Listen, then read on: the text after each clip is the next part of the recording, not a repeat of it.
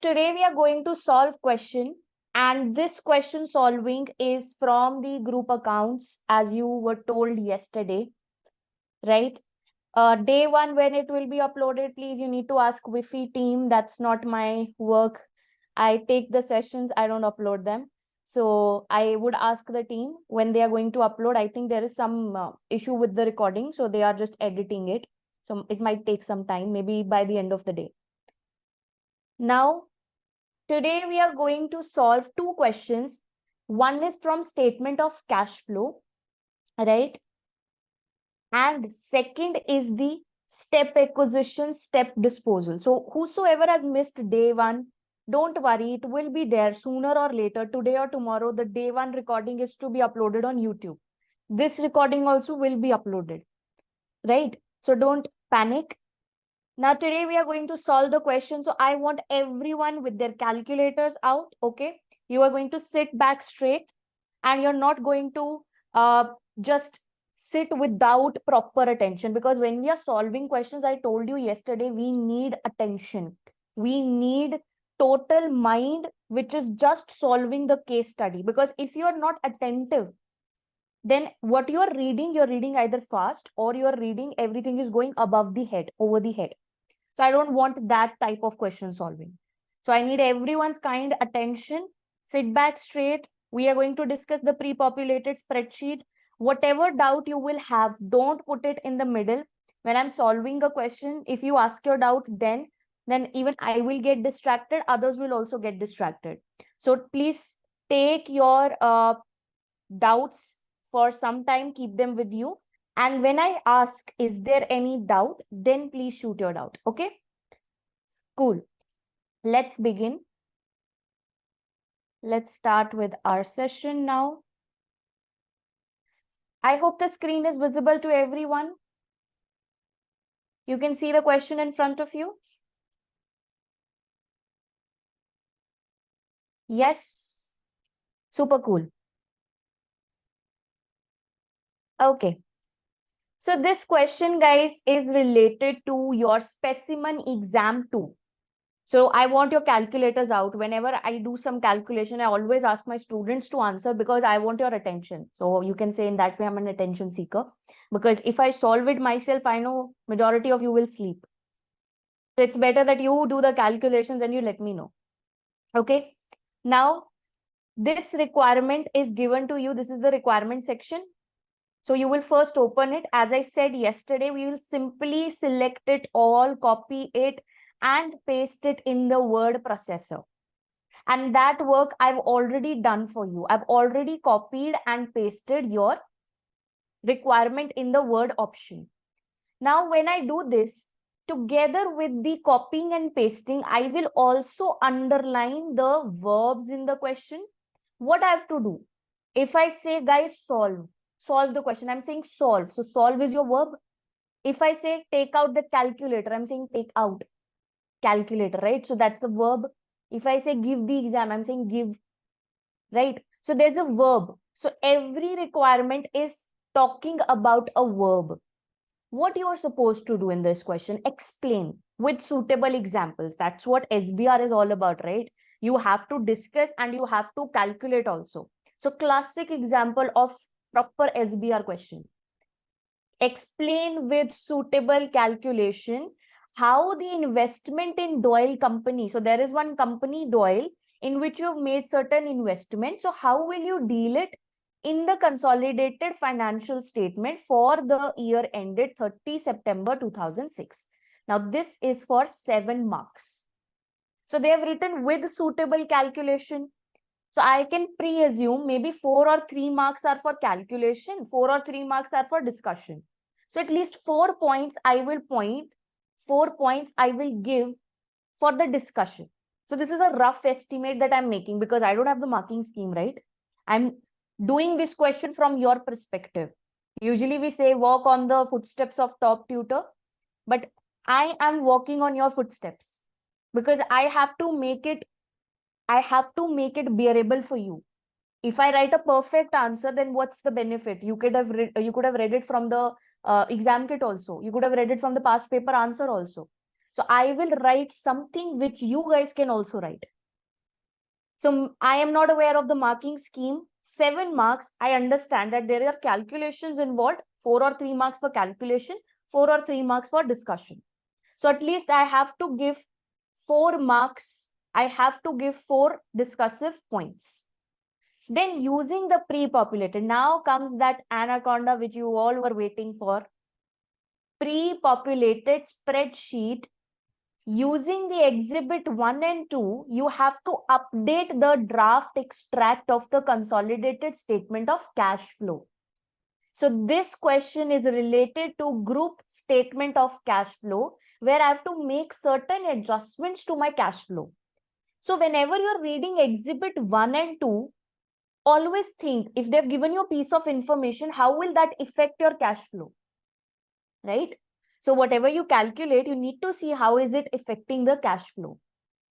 There are certain errors and omissions being made. So you're supposed to actually comment on that as well, right? Oh, sorry.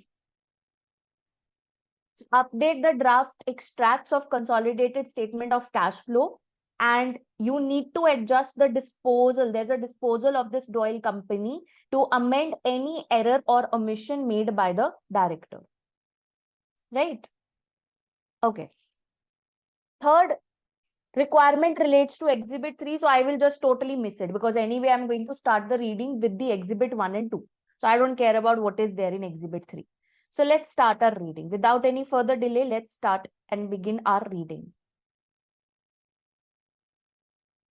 Okay. This is SBR specimen exam 2, which is valid for September 2023. Read this whole exhibit. Wide eyes open, attentive mind. Take 2 minutes, read it. I will shut my mouth, you read it. Read? Done. Okay. So what the question is saying, on 1st October 2004, Hill Company purchased 60%. So on this date, you purchased 60%. So you purchased a subsidiary. So they have given you net assets of the subsidiary on that date. They've given you the fair value of NCI on that date. So that means you're calculating full goodwill. And they've also given you what was your full goodwill on the acquisition date, that is 50 million. And there has been no impairment. We are preparing our accounts for 31st March 2007. So anyway, we don't care about 1st October 2004. It's a period that has already gone, right? So what we care about is 1st April 2006. So 1st April 2006, they say Hill Company disposed a 20% holding in the shares of Doyle Company for cash consideration of 140 million. So what is happening? You disposed of. So I will write this line here, that on, I can simply copy and paste also. What I'll do, I'll pick up this line. On 1st April, Hill Company disposed 20% holding in Doyle for cash consideration of 140 million, losing control. Control C. In my word processor, I'll simply go and paste this line. Now I will write the implication. If copying and pasting was getting you marks, you could have copied the whole question into the word option and you could have got a rank. So we have to write some implication also. So what is the implication here? This reflects that the disposal of 20% shares led to, or you can say led from control to no control situation. What happens in control to no control? When, or you can say when the shares are disposed, leading to loss, or you can say loss of control, then the consolidation process The consolidation process stops. Just a second. Yeah. The consolidation process stops and a gain or loss on disposal of the subsidiary is calculated. The portion which is retained is taken to its fair value, right? So how much portion is retained? The retained portion is from 60.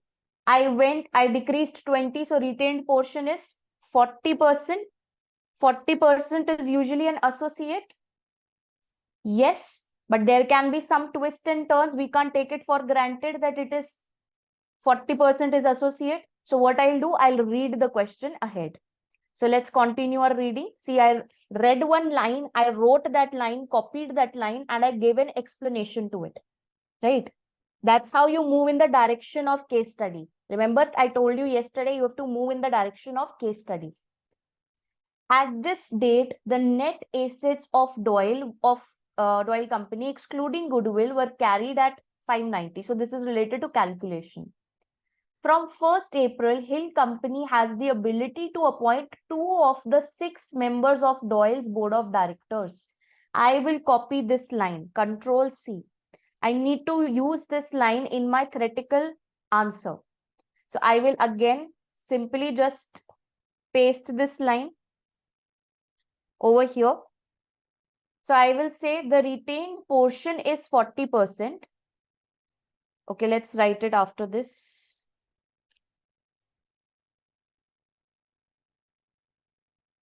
The retained portion is 40% and we have to frame our answer and we'll put an and here. And Hill Company has the ability to appoint 2 of the 6 members of Doyle's board of directors, suggesting the power to participate of Hill Company in Doyle Company, right? Thus, post disposal of 20% shares, the Doyle Company must be accounted as an associate where the investor has significant influence. So my keywords here are 40% means associate, power to participate means significant influence. So these are my keywords, right? So what standard applies here? Subsequently, the 40% investment will be kept under IS 28 equity method of accounting. Now what we will do? We will do the calculations. Where we wrote there should be a gain or loss on disposal, we will write the figure. What is the gain or loss on disposal? Where I'm saying it should be treated as equity method of accounting, here I will write what will be my cost of investment in associate on the year end, right? So that's what I have to calculate. So let's do the calculation, guys. Let's go to our spreadsheet. This is your spreadsheet. Let's do some calculations. We'll do it in our workings. What sort of calculation we have to do? We have to calculate the profit or loss on disposal. So we will give a heading, profit, or you can also do this in the Word file as well. Profit or loss on disposal of Doyle. Quickly in the chat box, what is the formula for it? Happy sad rule, my students. How do we start the profit and loss formula?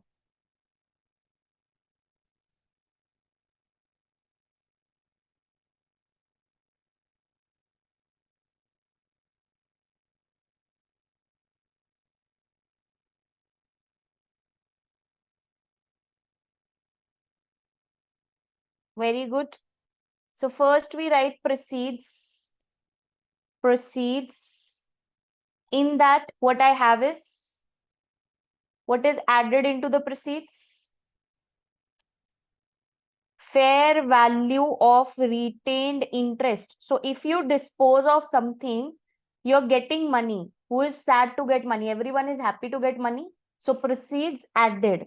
The something that you've retained 40%, you're happy about that retention. So 40% will be, fair value of that 40% will be added. Then what else you're happy about? NCI. NCI was a headache. I told you yesterday, NCI is a headache. That's why it's having a credit balance. You have to share your pizza every time with this NCI.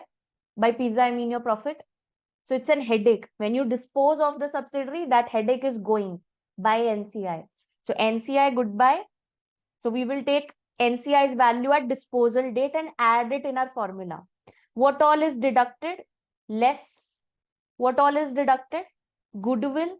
Goodwill is a good thing. But since we are disposing the subsidiary, we will have no more access to this goodwill. So goodwill at disposal date. What else is deducted? Net assets of the subsidiary at disposal date. Once again, that's a good thing. Since we are disposing of the subsidiary, we will no more have this good thing. So it will be deducted. Are we all clear with the formula? Any doubts from the formula? Always remember, all these figures are at the disposal date. Don't ever take it at the acquisition date. The whole question will go wrong. Yes, you can write NCI. No, goodwill is not part of net assets. No, goodwill is always separate. You separately calculate it and record it. Let's see what are the proceeds. Simply once again from my exhibit 1. They've given me the proceeds are 140 million. So I'll as it is write proceeds 140 million. Proceeds are 140 million. I am getting a cash of 140 million. What is the fair value of NCI? Fair value of retained interest from the question directly. Have they given you this fair value? Yes. See, they've written 300 million. So I will use this as it is, 300 million. Right? Then what I have is NCI at disposal date. I need to calculate it because what they've given me is NCI at acquisition date is 215. They've not given you NCI at disposal date. So you need to calculate. How will you calculate this? Just on a side, write NCI at disposal date. So NCI at disposal date will be calculated as 215. In this, I will adjust NCI share in post-acquisition movement of net asset. So what is the post-acquisition movement? From the date of acquisition till disposal date, what is the movement in net assets of subsidiary? NCI will have a share in that. Very logical. So what is your net asset on 1st October? The subsidiaries net assets on 1st October were 510. Then the subsidiaries net assets on the date of disposal were 590. So NCI has a share in this movement. What is NCI's percentage? NCI's percentage is 40%. So it is 40% of 40% of the movement. What is the movement? 590 minus 510. 80 is the movement. So NCI has a share of 32. So that means till date, what is NCI's figure? NCI at acquisition plus NCI's movement, NCI share in movement, that is 247. Right? So that means what is my NCI at disposal date? 247. right? Then what we have is goodwill. They have written there was no impairment of goodwill. So whatever was the goodwill on the acquisition date, it is coming as it is at the disposal date also. There was no impairment. So I'll simply say my goodwill is, they've given to you in the question, first paragraph, goodwill is 50 million. So I will say my goodwill is 50 million. So let's just write it in a spreadsheet. Goodwill is 50, so it will be deducted. So it must come with a negative sign, minus 50. Minus 50. Then you have net assets of the subsidiary at disposal date. Once again, they are given to you as 590. So that will be deducted. So what basically is your profit or loss on disposal?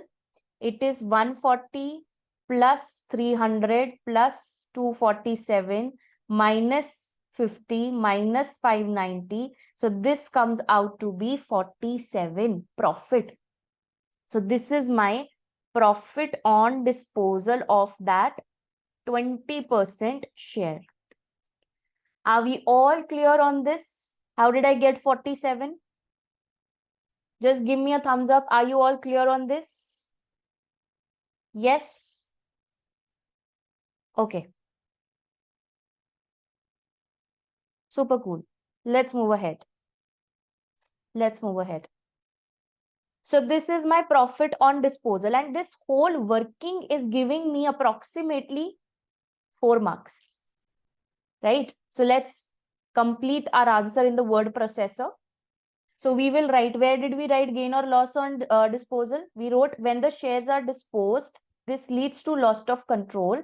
Then the consolidation process stops and a gain or loss on disposal of subsidiary is calculated. In brackets, write refer spreadsheet, working note number 1. The gain of $47 million will be reported in consolidated statement of profit and loss, right? And the portion which is retained is taken to its fair value. So you took it to $300 million was the fair value of that 40%. So we wrote the figure as well. Now, how we will keep, I said you need to calculate cost of investment in associate. So you disposed of your 20% shares. You're still left with that 40. What should I do with that 40? As 28. So what is the cost of investment in that associate? Initial value of it is 300 million. Then we need to calculate what is the share of profit in associate. What is my parent share in the profit of associate? So now your subsidiary Doyle company has become your associate. So you will see after disposal, that is after 1st April 2006 till the year end, what was the profit of this company? So our year end is 30 September 2006. Please make note of it. So how many months into the year your subsidiary was sold? If you sold it on 1st April, how many months into the year the subsidiary was sold?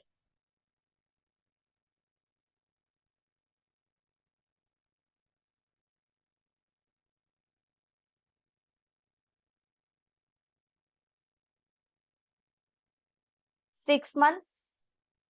Very good.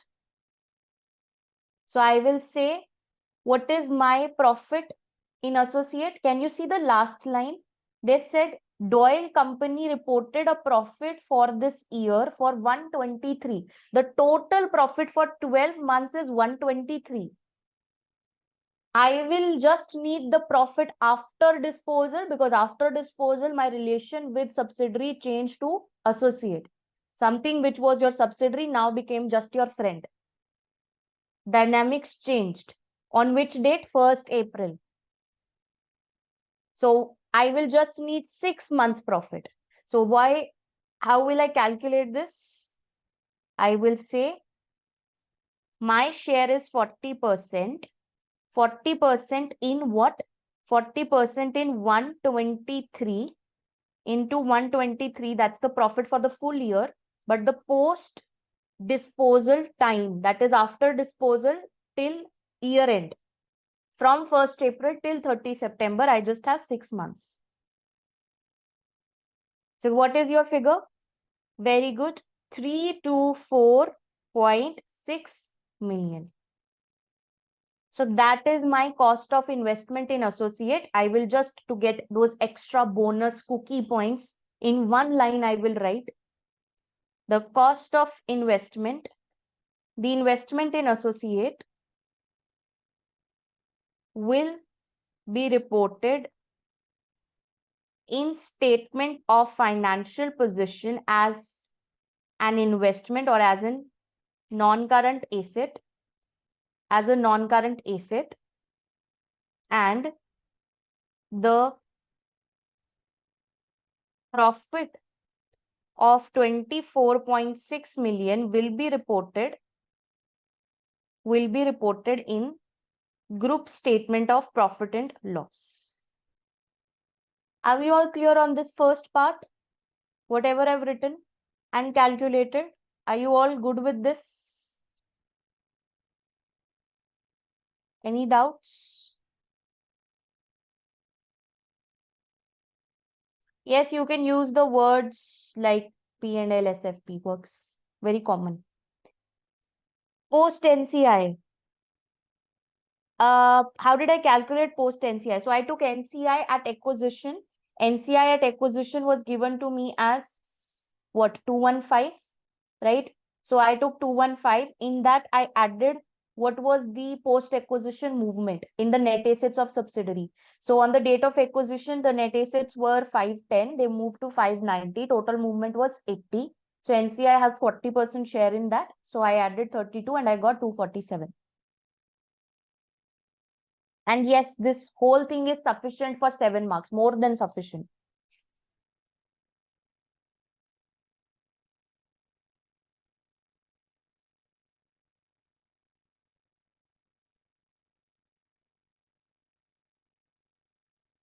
$300 will be recorded in SOFP. Which 300? NCI. 300. Okay, this 300 I've calculated in my word processor. Cost of investment in associate goes to balance sheet, right? 324.6 goes to balance sheet.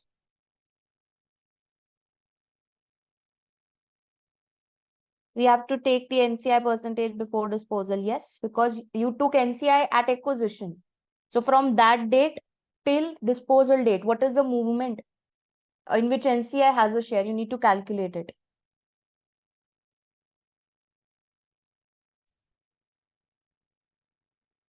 Yes, Deepika, right.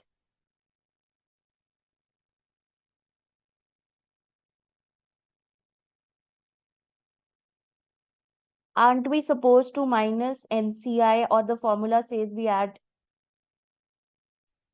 Usama, when you are calculating the gain or loss on disposal of a subsidiary, just think practically. NCI is something which is having a credit balance. When I say you disposed a subsidiary, what will be your journal entry?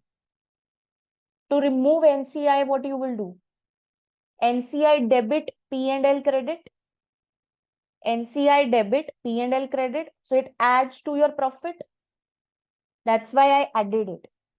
Now, if you think another way of thinking, happy sad rule, NCI is a headache to you. When you remove the subsidiary from your group accounts, you are very happy that this NCI is going. So you added it. Something you're happy about.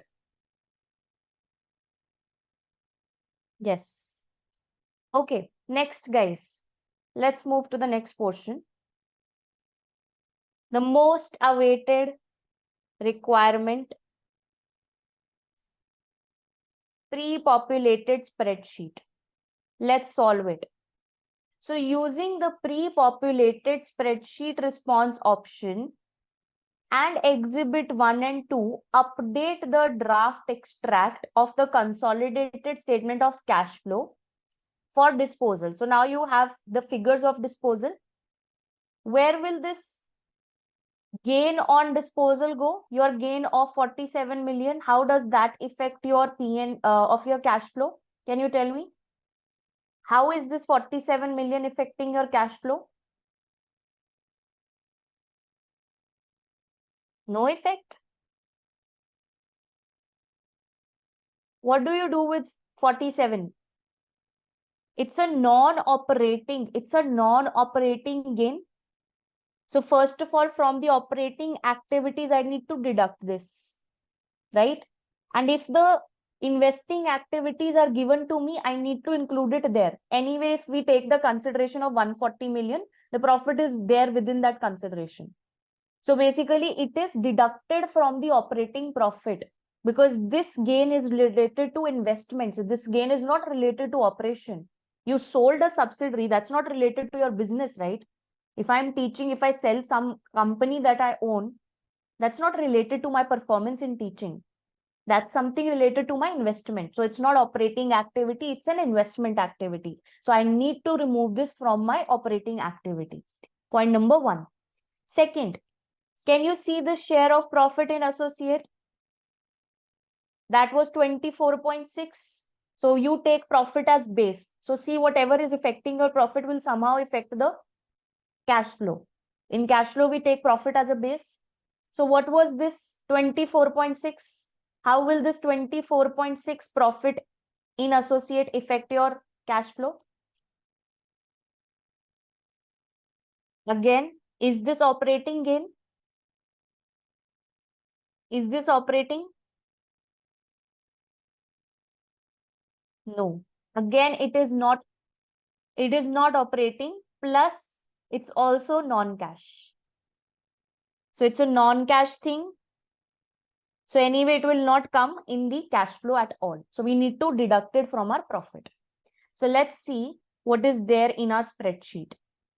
So in my spreadsheet, they have given me a draft statement of cash flow. I hope everyone can see this. So I need to make some adjustment. So the first adjustment that I will make, I'll give a heading here. First adjustment is related to disposal of Doyle. Disposal of Doyle, I need to make an adjustment to it. So what I will do is, first of all, see, I've already filled this. They gave you a gap over here. They gave you a gap over here. So you know exactly how many adjustments will be there. So this is such a good thing. They leave some rows. So if you think your row is still vacant, that means you're missing on one adjustment. This row was vacant. I have filled this row for you, for your explanation, right? So in the actual pre-populated spreadsheet, these three rows that I'm highlighting now, they were vacant. Screen not visible? Is my screen visible, guys? Don't give me heart breaks, heart attacks. It's visible, right? Okay. Words were, Mayank, no words were there. It was vacant, blank. Check yourself, CB platform, if you have. These three rows are totally vacant. So this means I exactly know what I have to adjust. So let's suppose while doing the question, I was only able to find these two. But I still know one more row is pending. That means something I'm missing on. So I need to find that out, right? So profit on disposal of Doyle will be deducted. What was your profit on disposal? 47. We need to deduct this from our profit because reason this is non-operating. Depreciation, it's another thing. Profit on exchange of PP, again, that's something else. This was also actually vacant. So share of profit in associate, that is your adjustment. So you will write here adjustment number 2. We just discussed it. Share of profit in associate 24.6. I need to remove this. So I'll remove 24.6 over here. Why I removing this? Because this is non-cash. So second adjustment is related to associate. Now let's read our question further. Further information. Exhibit number 2. Everyone, again, attention. The group financial controller has produced draft extracts of the consolidated statement of cash flow and has not yet considered the impact of disposal of Doyle. Now, there will be some expert students who will say, ma'am, the disposal of Doyle was anyway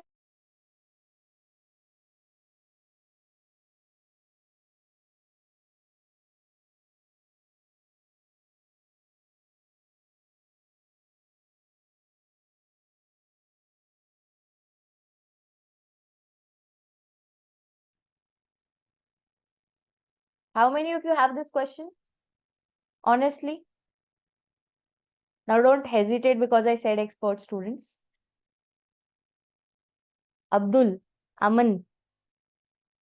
Okay. So all the students who have this question, guys, all the students who have this question, this is not adjusted in cash flow. P&L, it is already adjusted. Who said it is not adjusted in P&L? They've written it has not yet been considered in cash flow. That's why you're adjusting it in cash flow, na? They've not written anything about profit. So in P&L, the 47 is there in the profit. In P&L, 24.6 is there in the profit. But from the cash flow, they have not yet deducted it. That's what I did. Got it? All the expert students got it? Good. Okay. So what we will do here, we have deducted 24.6, we have deducted 47. Next, further information. There are also some errors as usual, as if we don't know, that's why we are giving SBR. They always do errors. All other consolidated financial statements have been correctly prepared. We don't trust them. The draft extracts have been included. Okay, fine. They've given you the carrying amount of the net assets of this Doyle company on 1st April 2006. So they have given us carrying amount of net assets on the date of disposal. You had the fair value. Now they've given you the bifurcation of it. What is the bifurcation? PP was 311.9. Inventory was 200.5. Trade receivable 181.3, cash and cash equivalent 20.9, payable 124. We need these figures. How will you calculate working capital movement if you won't have the subsidiaries bifurcation? They've given you total group inventory, group receivable, group payable. But what is the inventory, receivable and payable of the subsidiary that you are disposing? You need that information. That's why they've given us this information. Then the statement of cash flow figures for inventories and trade receivables and other payables have been calculated. As usual, what they have done is they've taken what was my PP group property, plant and equipment at the start of the year. What was the group property, plant and equipment at the end of the year. Whatever is the movement, they've considered it as cash flow, which is wrong. Right? That's why we have to make our heroic entry. We will save this company with wrong presentation of cash flow. That's what we are meant to do, right? So we will do adjustments. So Hill Company exchanged property, plant and equipment with one of its suppliers on 1st November 2005. So 1st November 2005, you exchanged PP.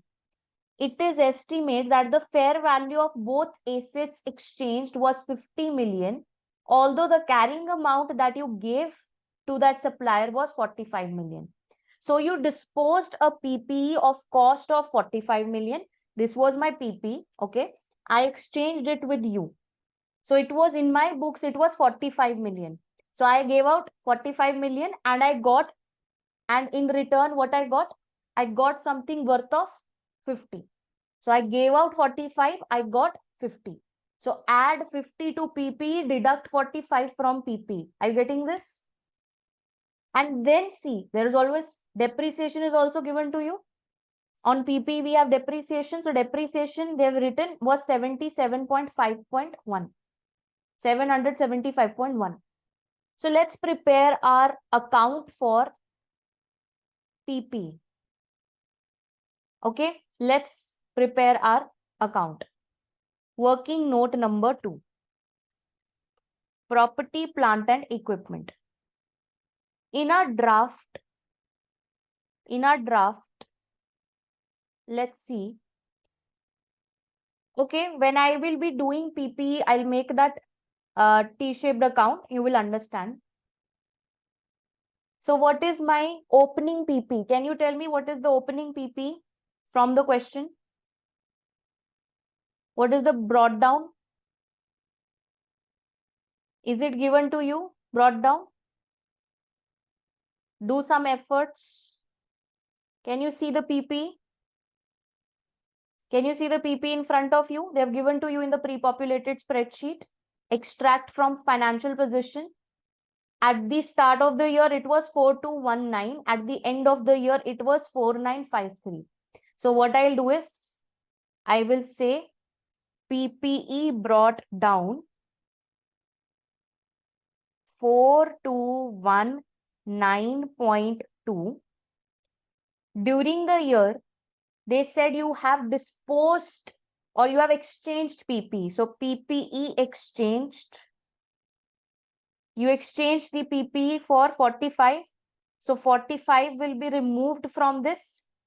From the pool of PPE, 45 went out. Gaya, gone. 50 came in, right? So what I will do, 45 minus the PP received from supplier in exchange was of 50. So 50 will be added. Do you understand this? Minus 45 plus 50. 45 gone, 50 came in. Yes, basic. Now, next. This is IS 16, normal accounts, basic accounts. Then you have depreciation during the year. Depreciation is deducted. What was my depreciation? 775.1. So it is deducted, minus 775.1. Okay, good. Then they are saying during the year, subsidiary was disposed. When the subsidiary is disposed, its assets will be derecognized.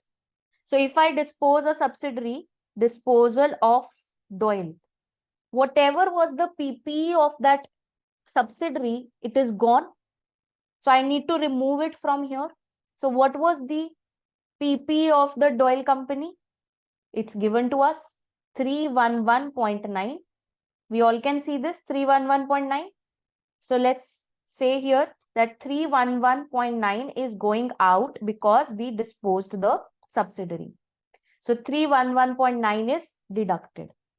Now, what is your closing balance? Again, it's given to you.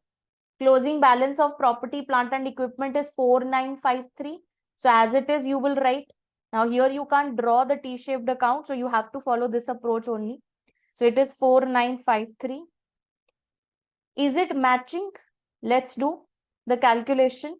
According to me, my PP should have been, according to me, the PP should have been 4219 minus 45, the PP that I exchanged, plus the PP that I received, minus any depreciation, minus the PP that went out with the subsidiary.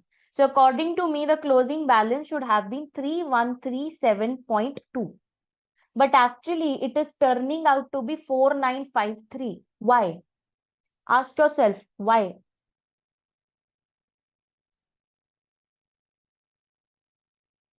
Because you purchased some PP during the year, you exchange some PP, you dispose something, you dispose the subsidiary PP went out. Now you thought that the closing balance should have been 3137.2, but it turned out to be 4953. Why? Because I purchased PP. Simple. So this is purchase of PP, acquisition of PP. You can write here addition, cash addition. So what is this addition to PP? Balancing figure. That is 4953 minus 3137.2. That is 1815.8. Are you all clear about this? This cash addition.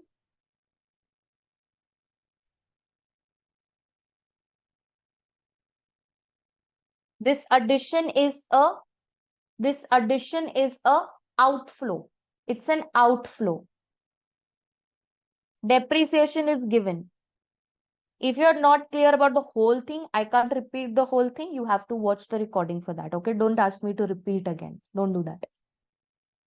If there's a specific doubt, ask that. 1815.8 is my cash addition. Now, what will I do with this cash addition? It must go to investing activity. Are we given investing activities? Yes. So we will give our adjustment number 3. Till now, I've given 2 adjustments. Now I will make my third adjustment. What is my third adjustment? Yes, everyone. Third adjustment is about PP. Adjustment number 3, PPE. So first of all, related to PP, whatever is there is depreciation. So I need to add back the depreciation because it is non-cash. So my depreciation was 775.1. Correct me if I'm wrong. It was 775.1, right? Then what else is there related to PP? There is some investing activity of purchase. What was this purchase? Okay, one thing is left from here. One thing is left. What did you leave? You exchanged the PP. 45 went out, 50 came in. So is there a profit or loss on exchange? There's a gain of 5. There's a gain of 5. So we forgot about that. Let's first adjust our PP. So there is a gain on exchange. So this gain on exchange is this gain on exchange of property, plant and equipment is not going to come here. Okay, it will be adjusted because it's already there in the proceeds. It will be normally adjusted in your cash flow. What happens with this gain on exchange? It's again once again it's non-operating, so you need to remove it. So see, profit on exchange of PP, I need to remove it, 5. I need to remove that 5 from here.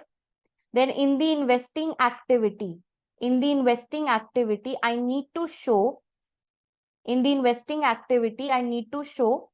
1815.8 as purchase. So there is purchase. When you purchase something, there's an outflow or inflow?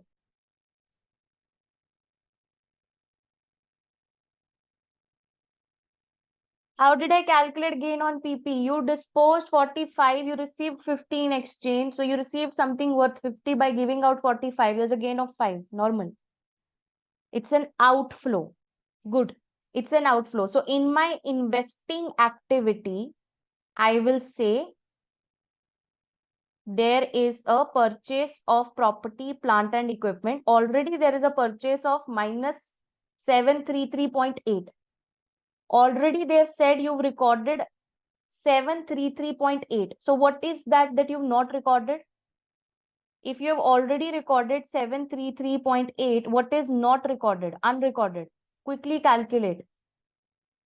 This is something that you've already recorded out of 1815. So unrecorded is 1082.2. How did I calculate it? Look here. On the PP section, you will say over here that out of 1815.2, I've already recorded 733. And this should be an outflow, right? So outflow means I need to keep it as a negative number. So I will put brackets to it. I will put a minus sign in front of it. So this is minus 1082.2. So total cash additions during the year in the PP were 1815. The ones that you calculated over here. Total cash additions were 1815. Right? This is what you calculated, 1815. Out of this 1815, they've already recorded 733.8. They've already recorded 733.8. So what is unrecorded for which I need to make an adjustment? 1082.2. This is the omission. So out of 1815, they've already recorded 733. So what is the extra that I need to record? 1082.2. Are we clear on this?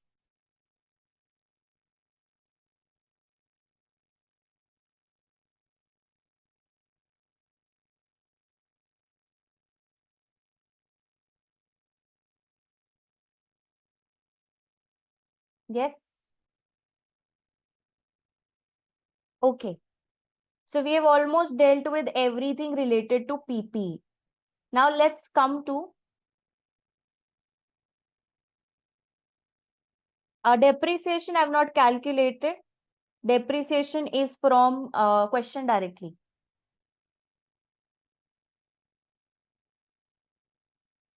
So these are the adjustments that I've made till now.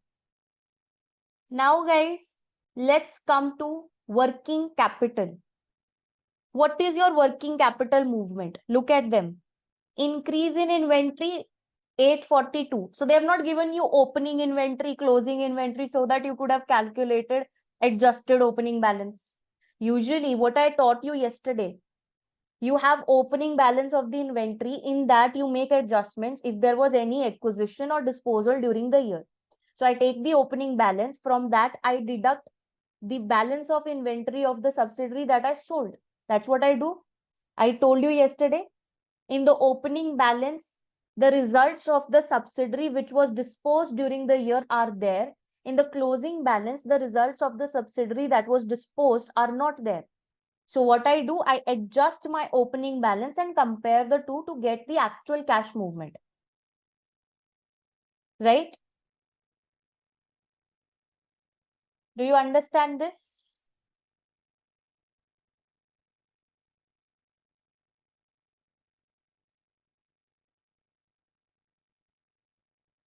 Okay. What I'm saying is, yesterday, if you guys have attended the class, if not, then it's not my fault. But yesterday we discussed something really important about cash flow. And that important bit was that if I have an opening balance of working capital and during the year I dispose some subsidiary, from this opening I deduct what I disposed of that subsidiary. I get an adjusted opening balance. I compare this adjusted opening balance with the closing balance of the total group inventory, and that gives me the cash movement.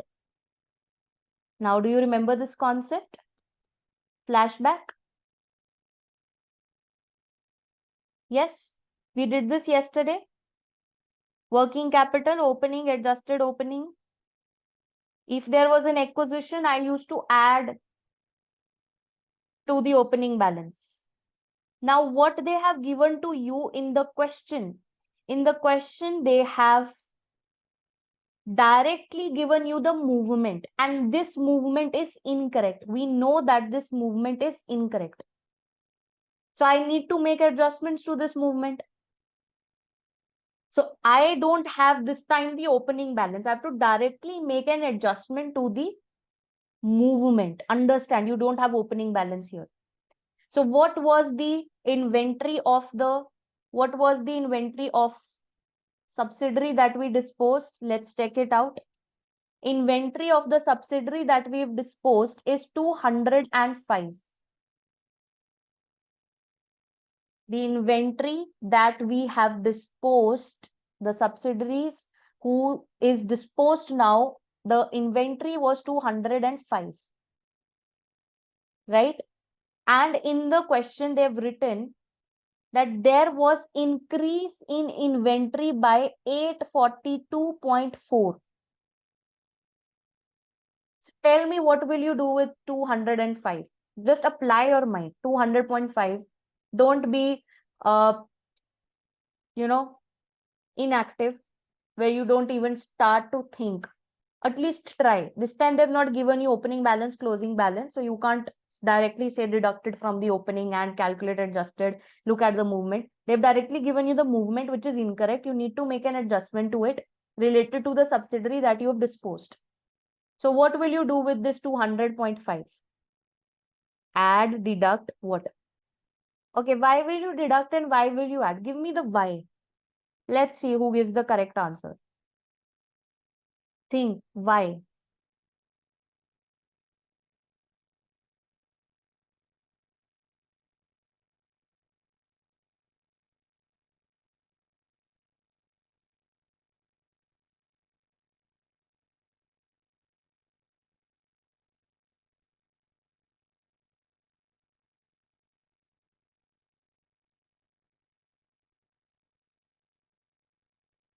Because it is disposal. Okay, wow.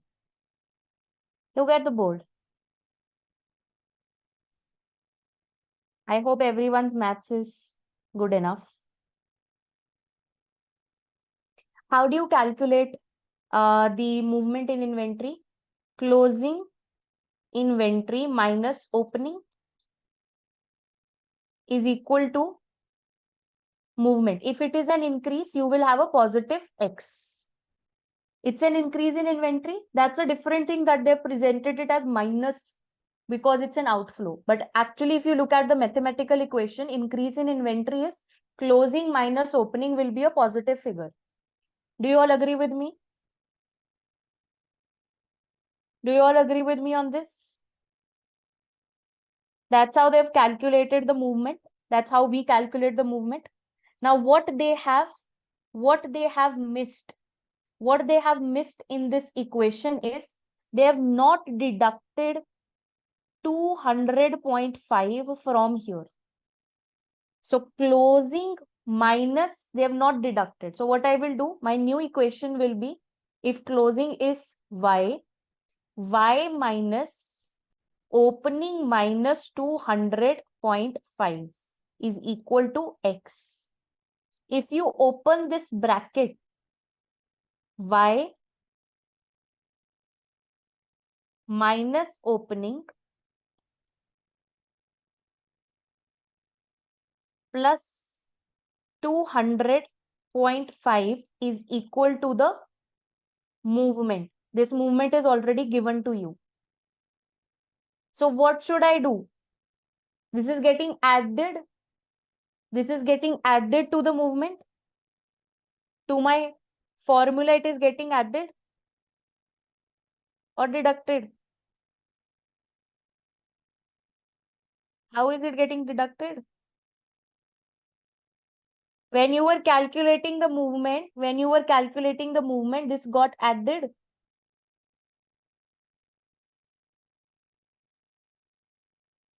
So if you want to add something to a negative figure, you will simply say, we need to subtract, right?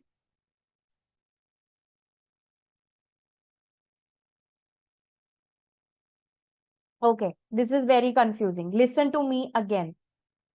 Just forget about what they've written in the question. They've written that there is a movement of 842.4. They've put a negative sign in front of it. There's a reason I've picked up this question, and this is the reason. Because this time, when they have asked you to frame your answers based upon pre-populated spreadsheet, this is the major problem which everyone is facing. So 842.4 was your movement, and they have given a negative sign in front of it. This negative sign doesn't matter to you because this is cash outflow. This is not something else. They've written it is increase in inventory. So it's a positive figure. Actually, when you mathematically look at it, closing inventory minus opening, we are getting a positive 842.4. Right? We are getting a 842.4. So if I want to adjust this 205, the opening was not adjusted. In this, my opening is, just think this way. Here my opening is overstated. ये ज़्यादा है. It is overstated. I should have deducted 205 from this, but I have not done that. I have not deducted that. So if this figure is overstated, what does that mean? Is the answer understated? If this figure is overstated, this answer is understated. Do you resonate to this? Don't talk amongst yourself. Just listen to it carefully. It's very technical. Closing minus opening, once again for the last time. Closing minus opening is 842.4 positive figure because this is an increase in inventory. I missed deducting 200.5 from here. So that means this figure opening balance is overstated. If I missed something to be deducted, that means it is extra, zyada hai, overstated.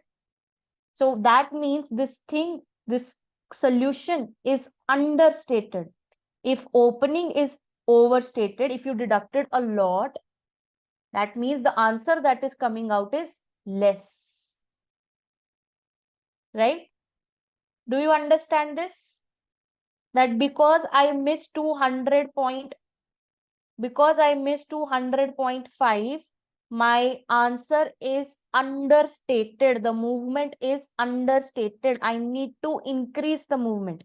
So my movement is now not 842.4. My movement is 842.4 plus 200.5. This is my actual movement. So what I will do in my answer, next movement you guys will calculate. Everyone should understand this, okay? Don't miss it. So increase in inventory is 842.4. There should be extra movement. That extra movement will be minus 200.5. Now don't ask me why I put a minus. Because it is increase in inventory. This minus doesn't reflect. This minus doesn't mean anything. This is just about whether it's a cash inflow or outflow. Because we are preparing cash flow. So if you want to increase the movement and it's increase in inventory, so it's a cash outflow. That's why I just placed a minus sign in front of it. Nothing else. It doesn't mean anything else for you. It's an outflow of money. Very good. So what is your total movement now? Your total movement will be in inventory. The total movement will be 842.4 plus 200.5. So my total movement will be 1042.9. Are we all clear on this?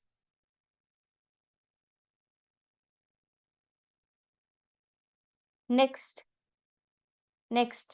Increase in trade and other receivables, they've given minus 379.2. Look at what was the subsidiaries. Subsidiaries receivable were 181.3. Same logic. Tell me what will I do? Trade receivables increase is 379.2. I missed out since there was a disposal. So I missed out something. So again, I will add it. So if I want to add something to a minus thing, I need to place a minus sign in front of it. So similarly here, I will say minus 181.3. Right? So my total movement will now become, total increase in trade receivables will become 560.5. Right? Then they've given you trade payables. Receivable is an inflow of money. No, receivables have increased. Receivables have increased.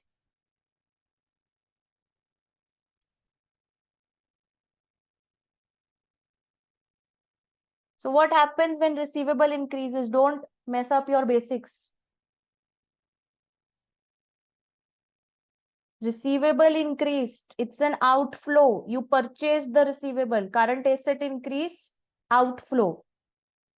Don't confuse yourself, okay? Please. Trade payables. Now they are saying there is an increase in trade payables. That means I have more money now. It's an inflow. So what happens? What is my subsidiaries trade payable? 124.6. So my my payable is 124.6. What should I do with this 124.6? Tell me. Same logic you will apply. What is the logic? Come to the equation. Closing minus opening is equal to 224.2. In the opening, I missed deducting the subsidiaries payable. So that means my opening is overstated, which further means this movement is understated. So I need to rectify this. How will I rectify this? I will again add it.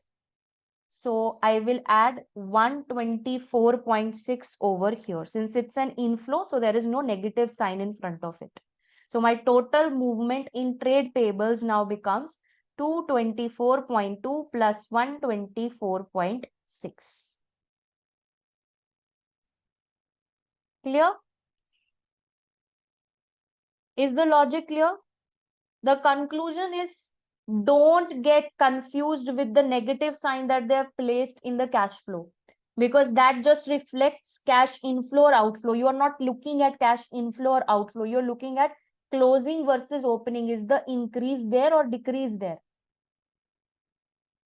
That's your goal.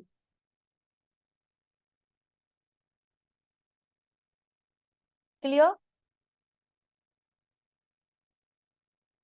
So what can we conclude from this? I want everyone to write few lines, because I know you want to be applying this much brain in the exam. So what is the conclusion? If everyone will write this, in fact, let me type it out. Then you guys will ask what was written in the class.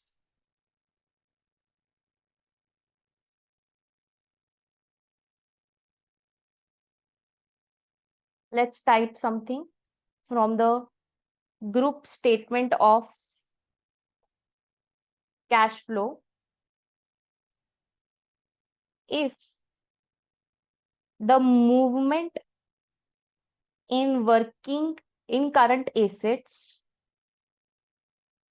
is given as increase in receivables or inventory. So I'm taking an example of receivables. If the movement in current asset is given as increase in receivables, this movement was calculated as closing receivable minus opening receivable is equal to the movement. Right? Now here, if the subsidiaries disposal was missing, or you can say subsidiaries disposal was not deducted from opening balance, then the movement is understated. Therefore, the subsidiaries receivable should be added to the movement.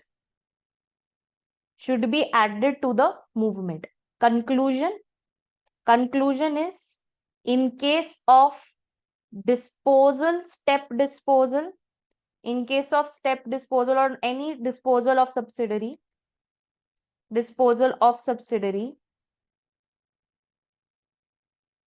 the current asset of subsidiary is added to the net movement. So it will be vice versa in case of acquisition. In case of acquisition of subsidiary, the current asset of subsidiary is deducted from the net movement. Why? Frame the logic for it. What will be the logic? How do you calculate the movement? Closing minus opening is equal to the movement. In case of acquisition, acquisition is added to opening balance. If you acquired any subsidiary during the year, you add it to the opening balance to calculate adjusted opening. So your opening balance is understated, which means your movement is overstated. So we will say opening is understated in case of acquisition, and that means movement is overstated, so it is deducted. Have you guys written this? This is a very, very technical bit. That's why I've taken this up today. I want to cover this with everyone.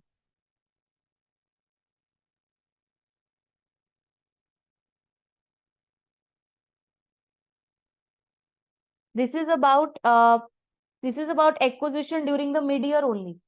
Mid-year only I'm talking about. Acquisition or disposal during the year. Mid-year, 9 months into the year, 3 months into the year, doesn't matter. We're talking about cash flow. What is the working capital effect when we acquire or dispose a subsidiary? Read it every day, then you will understand better. Just give me a thumbs up when you're done and you're clear.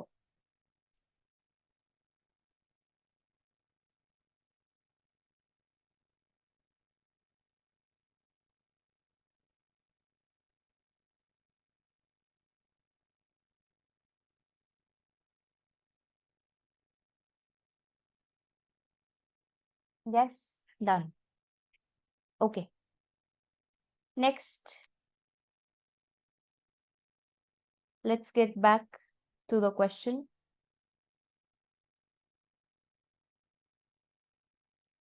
No, you are not supposed to write this in the solution. This is just for your understanding, something that I've given you as a note.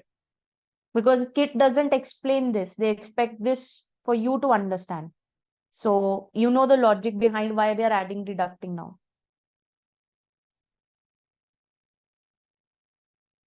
Okay. Now we have dealt with the working capital as well. Let's total everything now.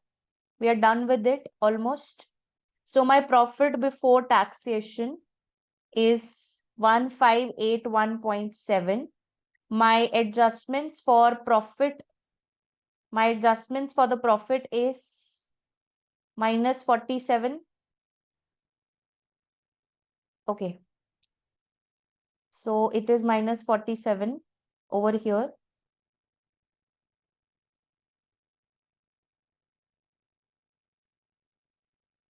Then what I have is add back of depreciation. There is some profit on disposal which I deducted. Then there was share of profit in associate which is deducted. Now you have working capital movement. So what is your total cash generated from operations? It is the sum of all of this section. So you can take the sum of this whole section. I don't want to take the risk of putting that sum formula because the practice platform is not that good. The CBE platform in actual ACCA exam is good, but this one I can't trust. Sometimes hangs when I use that formula. So 1025.6. This is my cash generated from operations. I've just totaled. There's nothing involved here. Then interest paid minus 126.8 minus 424.6. So net cash from operations is 1025 minus 126.8 minus 424.6, that is 474.2, right? Then I have cash from investing activities. So cash from investing activities. What is remaining over here is when you dispose the when you disposed the PPE, there was some proceeds. What were the proceeds? There were no proceeds because it was an exchange, so there was no cash involved. But there was a proceed on disposal of Doyle Company. What were those proceeds? That will come over here. First adjustment, 140 million. You received 140 million, so it's an inflow. So my total investing becomes, for the purchase of PP, I had a total outflow of 733 plus 1082.2, that is 1816. And then there was an inflow of 140 million, right? There was an inflow of 140 million. Is there anything that we've left? When you dispose something, you receive money, but you also lose out subsidiaries bank balance. So you need to adjust that. What was the subsidiaries bank balance? Last thing to check out. It was cash was 20.9. So you will say from this 140, total that you have to add is not 140, it is 140 minus 20.9. We have to take it at net amount. So what I will add is 119.1. So what is my total cash from investing activity? Total cash from investing activity is this. That's it. Are we all good to go with this question? Cash flow. The only bit which is troubling in cash flow, which is why people don't like this, is this working capital. So if you understand that what I've written on that Word file, then you're good to go. So this is the only thing which troubles everyone. Rest everything is easy. If even they give you the adjustment for dividend, you will be able to do it. Last part, Krish, in the last part, I simply, in the investing activity, you disposed your subsidiary during the year, no, Doyle Company. So when you dispose it, you get money. How much did you get? 140 million from exhibit number 1. It was given. Proceeds that we received, the cash consideration that we received. So that was 140 million. But I received 140, but since the Doyle Company went out from my group now, so I'm losing out on the cash of the Doyle Company. So the net amount that I've received, that's what I taught you yesterday, 140 minus the cash of the subsidiary. So 140 minus 20.9. Total amount that I'm receiving at net is 119.1.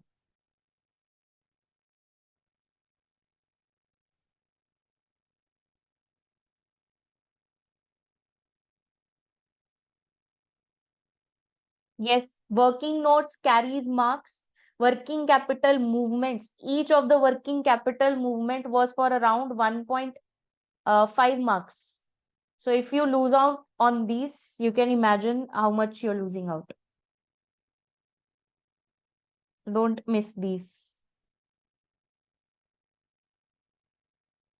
I will print this. I will share this with you in the group. In the day 2 PDF, I will print this and share the whole answer that I've written. What if figures were wrong? See, if your figures are wrong, that means you must have done one mistake in calculating. So they might cut half a mark for this, 1 mark for this, based upon what mistake you've done. Because figures were directly taken from the case study. So there's no point that you would do wrong figures. It was just about whether you add that or deduct that.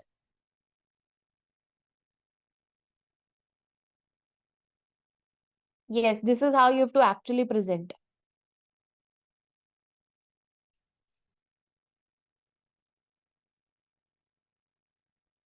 Yes, done with this. May I move to the next bit?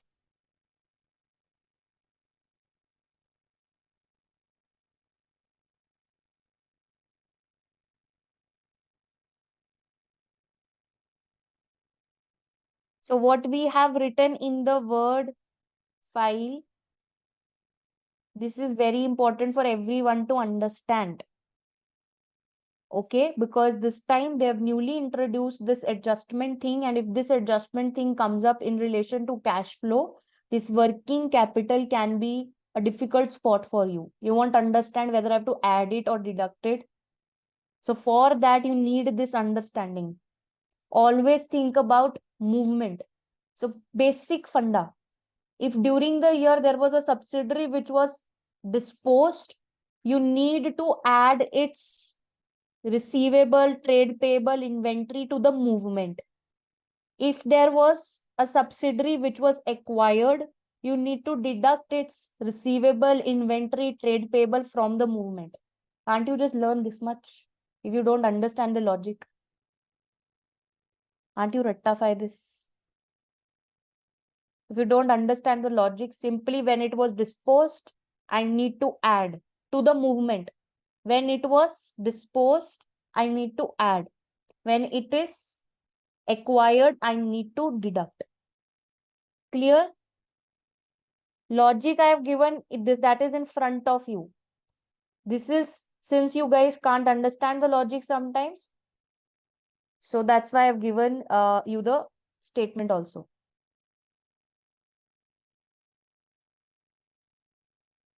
Okay. Next. Let's not waste that much time over here. No working note. The only two working note that I've prepared, only those two are needed for you also. No extra working notes. So this is exactly how I was supposed to answer this question. I've not left anything out of this. Deferred tax asset. Take 2 minutes. Let's read it. Let's read it together only. Before that, I should know what is my requirement. So first I'll read the requirement. They've said, using Exhibit 3, evaluate the proposed treatment of Hill Company's deferred tax asset. Okay, thanks. Hill Company has made a loss in the year ended 30 September 2006. Interesting. Okay, fine. We have made a loss. So we will highlight loss. As well as in the previous 2 financial years. Sad to know. We are very sad to know that they are making losses since 2 years. In the consolidated statement of financial position, it proposes to recognize a deferred tax asset. Very smart. They are making losses, so they are saying, let's carry forward our loss and create a deferred tax asset out of it. So these losses can be surrendered to other group companies. Wow. So we can even share our losses with others in the group. So if I have carried forward my loss, my group can also, okay, it cannot be. Okay. So they're saying you can't share it with your group. It's non-shareable. Right? It's non-shareable. So that's good. That means you have to see whether you are making profits in the future or not. Doesn't matter your subsidiary is making profit or your subsidiary 2 is making profit, doesn't matter. You should be making profits in the future so that you can set off this loss. So on 30 September, that is year end, Hill Company breached a covenant attached to the bank. Be skeptical here. Covenant. So whenever there's a covenant attached, everyone is like, we don't want to breach this covenant. Let's do something so that we don't breach it. So they will manipulate. Which is due for repayment. The loan agreement terms state that a breach in loan covenant entitles the bank to demand immediate repayment of the loan. The loan agreement state that if you breach it, immediately you'll have to give back the money. Oh my God. So it's a very, very important point. So this will give a reason for the accountant to manipulate. So Hill Company and its subsidiary do not have liquid assets to repay the loan in full. So that means now the group will try to give a good picture to the bank that we are too good, we have many assets with us, we are making lots of gains. So please don't make our covenants breached. That's what your intention will be. So you will overstate your deferred tax asset here because the question is related to deferred tax asset. It's not related to ethics. If it was related to ethics, I had so many points in mind. But here, basically, it is related to deferred tax asset. So my way of thinking as an accountant in this situation is I want to overstate my asset and my income. So even though I'm making losses, still I have created a deferred tax asset. So even though we are making losses, still we have created a deferred tax asset. So what is the story all in all? There were losses in this year, in the previous 2 years. We are proposing to create a DTA for it because we have a provision to carry forward the losses and claim a deduction in the tax. So we are providing that, okay, we will create a deferred tax asset. But you only create a deferred tax asset under IS 12 when you have a solid evidence that there will be future profits. But here you don't have any solid evidence, but you have a negative evidence. What is the negative evidence? You're even breaching your debt covenants. So you are less likely to be a going concern in future. Do you understand this? You're breaching your debt covenant. There was a loan given on term and condition. You have breached that term and condition. Now the bank authorities will knock your door and ask for the money. You don't have even the cash available with you. You don't have liquid assets with you. So you will have you can say you will have a lot of uncertainties regarding going concern. So Hill Company has produced a business plan which forecast. What is the forecast? Significant improvement in its financial situation over next 3 years as a result of new products which are currently being developed. After 3 years, you have forecasted that I will develop new products. They are currently being developed. They are not yet completed. They are not yet completely developed. You will develop new products. You will sell those products and you forecasted a profit. So is that a solid evidence?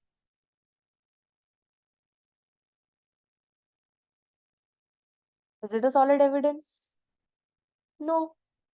Why is it not a solid evidence? Because forecasts are anyway not a good evidence.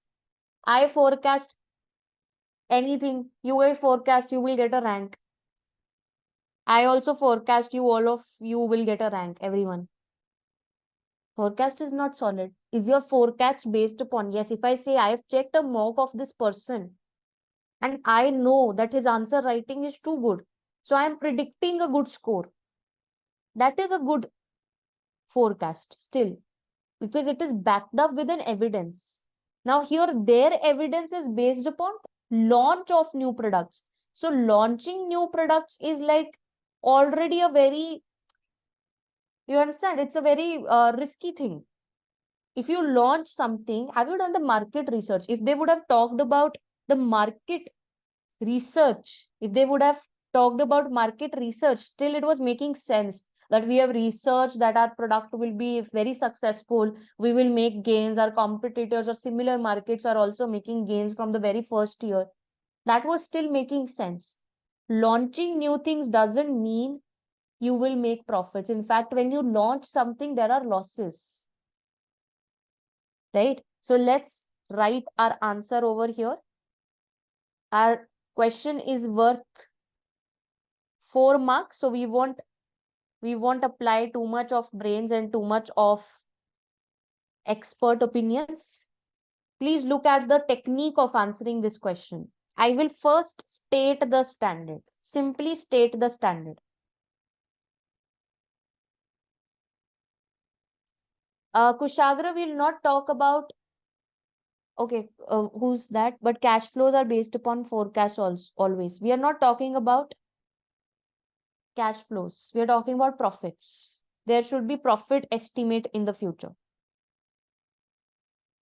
Kushagra, when I'll write the answer, you'll understand what I'm trying to say. Okay. State the standard. Refer the standard. IS 12 states that a deferred tax asset is created is created for unused tax losses,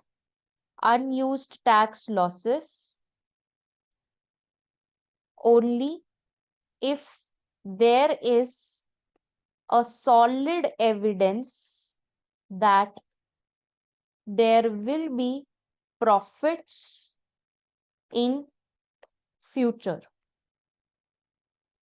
right? So this is a fact that I've stated. I will get 1 mark for this. Next fact that I will state, I can write in bullet points. Let's write in bullet points. So this is my first point. Second point, I will apply this in case of Hill Company. There are consecutive losses since previous 2 years, and current year also there is a loss. This depicts less chances of profits in future. So if you are making losses in the current year, in itself depicts that it's difficult to get a profit in future unless you have a very solid plan. Then you will state, moreover, the company has breached its, Kushagra, pay attention to this, has breached its debt covenant. What is a debt covenant? It's a term and condition. Every time they write term and condition in small letters, term and condition attached to the loan, to the bank loan. So moreover, the company has breached its debt covenant, which will lead to immediate repayment of loan. For this, Hill Company clearly or obviously needs liquid funds. If I say today, pay me 1 lakh Indian rupees, you should have it in liquid way, in your bank or in cash, right? So we will say which will lead to immediate repayment of loan, for which company needs liquid funds. And there are no liquid assets available. Now this reflects a negative evidence about not just future profit, but also uncertainty regarding going concern. So where you needed a positive evidence that you are going to make profits, you're getting negative evidences that you are going to be closed business. You're going to shut your business very soon because you are lacking liquidity. That's the major reason why we have insolvency. So moreover, this company has breached its debt covenant, which will lead to immediate repayment of loan. Clearly, it needs liquid funds for this, and there are no liquid assets available. Now, this clearly reflects that there is a negative evidence about not just the future profit, but also there's a uncertainty regarding going concern, right? Regarding going concern, I've left that word. Next, last point. Then they've stated something about forecast. Hill Company has recorded the DTA by forecasting profits after 3 years. After 3 years,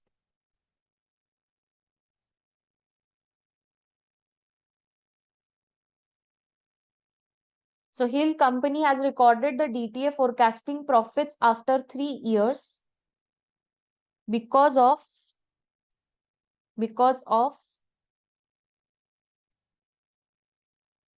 what was the reason? Launch of new products, which in itself is a risky venture. The products are still in development phase, and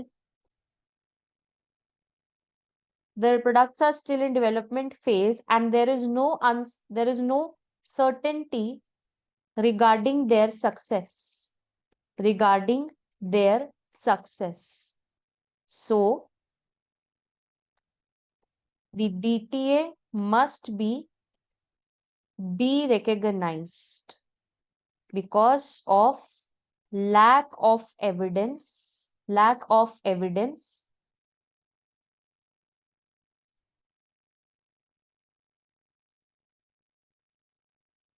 So you will say, so the DTA must be de-recognized if it was recorded. Because of lack of solid evidence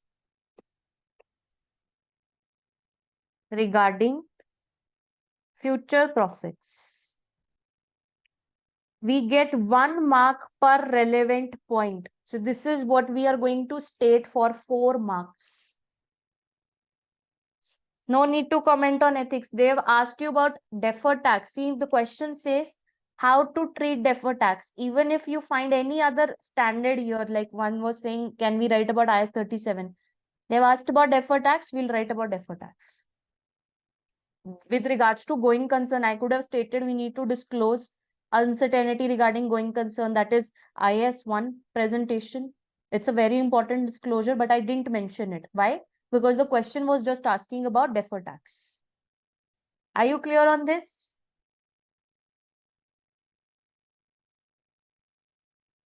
Next. Last requirement for this question. Using Exhibit 4, discuss with suitable calculation how convertible debenture should be dealt within the consolidated financial statement. 6 marks. So let's read this convertible debenture. Everyone, attention once again. Break after this. On 1st October 2006, that is at the beginning of the year, Hill issued a convertible bond at a par value of 20 million. So issue was at 20 million. The bond is redeemable for cash on 30 September 2008. Okay. Bond holders can instead opt for conversion in the form of fixed number of shares in Hill Company. So you have an option to convert it into shares. That's why we call it as a convertible debenture. Interest on bond is payable at a rate of 4%, and interest on similar bond without a conversion option is 10%. So 4% is your coupon rate, 10% is your effective rate that you are going to use. In convertible debentures, we always use the rate which is related to similar bond without conversion option. So what is my accounting treatment for convertible bond if I issue a convertible bond? What is my accounting treatment? Very good. Split accounting. First, we calculate the liability as present value of the future cash payments. Then proceeds minus the liability is my equity. So let's first do the calculation part. Let's do it on the spreadsheet. Calculation. Let's do it over here. We'll first calculate the present value. So how will I calculate the present value? I will have my cash flow. So the bond is issued for 2 years from 2006 till 2008. So you will say there will be the first payment will be made on the cash flow will be on the first payment will be made on 30 September 2007. Second payment will be made on 30 September 2008. So what will be the cash flow in the first year? Cash flow in the first year will be, the coupon rate is 4%. So 4% of 20, that is 0.8. In the second year, it will be 20 plus 0.8, that is 20.8, because you're redeeming it also. So my cash flow in the second year is 20.8. Then I will use my present value factor, discounting factor. What is the discounting factor for 10% from the question directly? 0.909 and 0.826. So I will write here 0.909, 0.909, 0.909 and 0.826. Then I will calculate the present value. Present value is equal to 0.8 into this present value factor, and this is equal to 20.8 into this present value factor.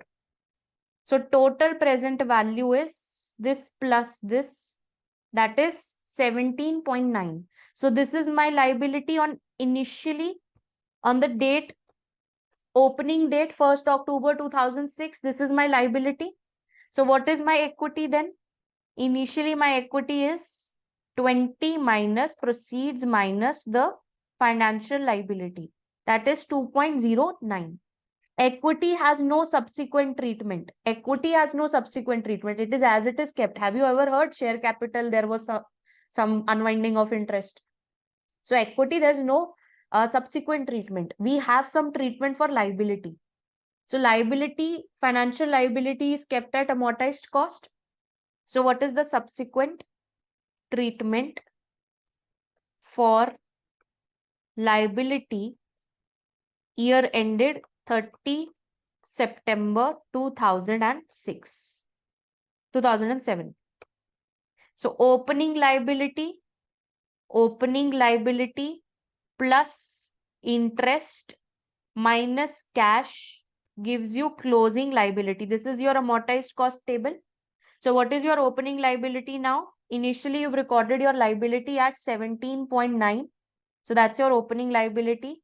There will be an interest of 10% on this. That's your effective rate. 10% into 17.9.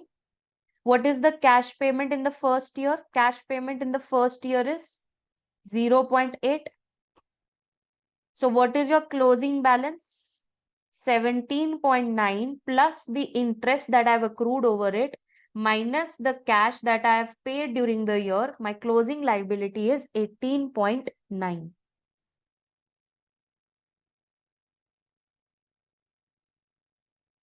Yes. How did I get 0.8 and 20.8? This one.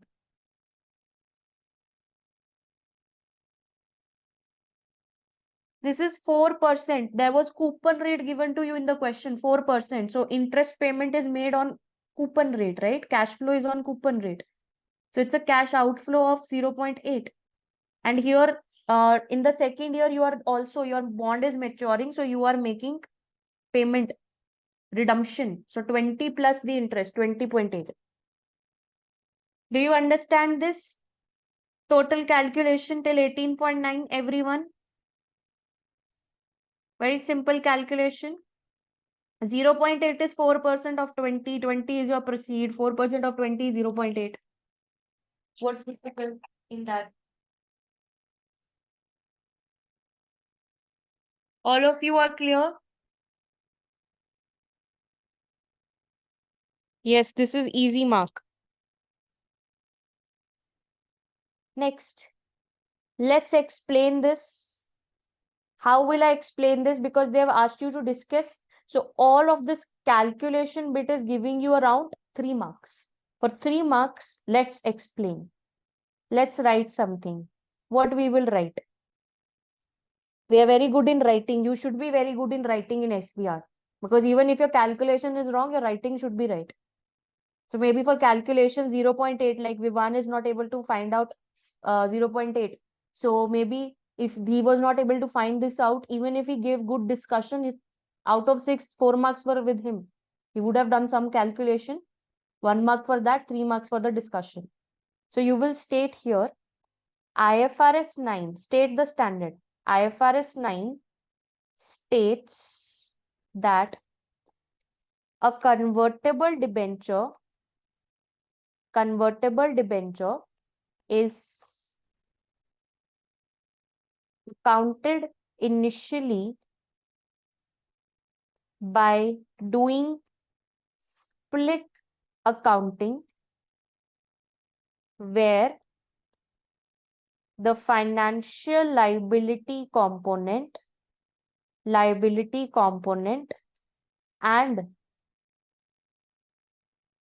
equity component are separately calculated, right? Are separately calculated. Second, the financial liability component. Now, if this question was worth 11 marks, 10 marks, I would have explained what is financial liability, what is equity. Now, since I just need to write 3 points, so I won't explain too much. So the financial liability is calculated as present value of future cash payments, and equity is proceeds minus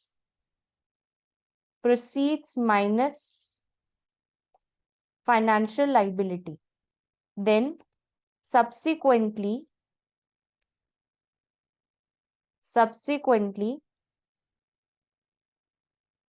the financial liability is kept under amortized cost. Usually. Why did I write usually? Because you keep it by default under amortized cost. Unless you use fair value through P&L. Why do you use fair value through P&L? Just a quick revision from IFRS 9. If you want to avoid any accounting mismatch, or if you are having that liability for short-term trading, which is very rare. So that's why usually by default method is amortized cost. Is kept under amortized cost. No, Anuj, CCF and business model tests are not for liabilities. They are for debt, financial asset. For financial liability, you keep it under fair value through P&L only when you want to avoid any accounting mismatch. So it's very rare to find fair value through P&L in financial liability. So usually it's amortized cost. So subsequently, the liability is kept under fair value at amortized cost, usually where the opening liability, where we calculate the closing liability as opening liability plus interest minus cash payment. The interest accrued is over the rate. The interest is accrued over the rate of similar bonds without conversion option, and the cash is paid on coupon rate, right? The interest is taken to statement of profit and loss as expense, and the cash payment is taken to statement of cash flow as an outflow in financing activity. So basically, we are giving a very holistic picture. We are telling everything wherever it will be presented. So that's it. For 6 marks, see, I've given around 4 points. You could have just given 3 because you have proper calculation to it. Are we all clear on this question? The deferred tax, if the first Can you realize that if the pre-populated spreadsheet was a difficult part, rest all the parts were easy? Isn't it? No, you don't show the cash flow effect because in the pre-populated spreadsheet, they wrote just use exhibit 1 and 2. So don't be over smart.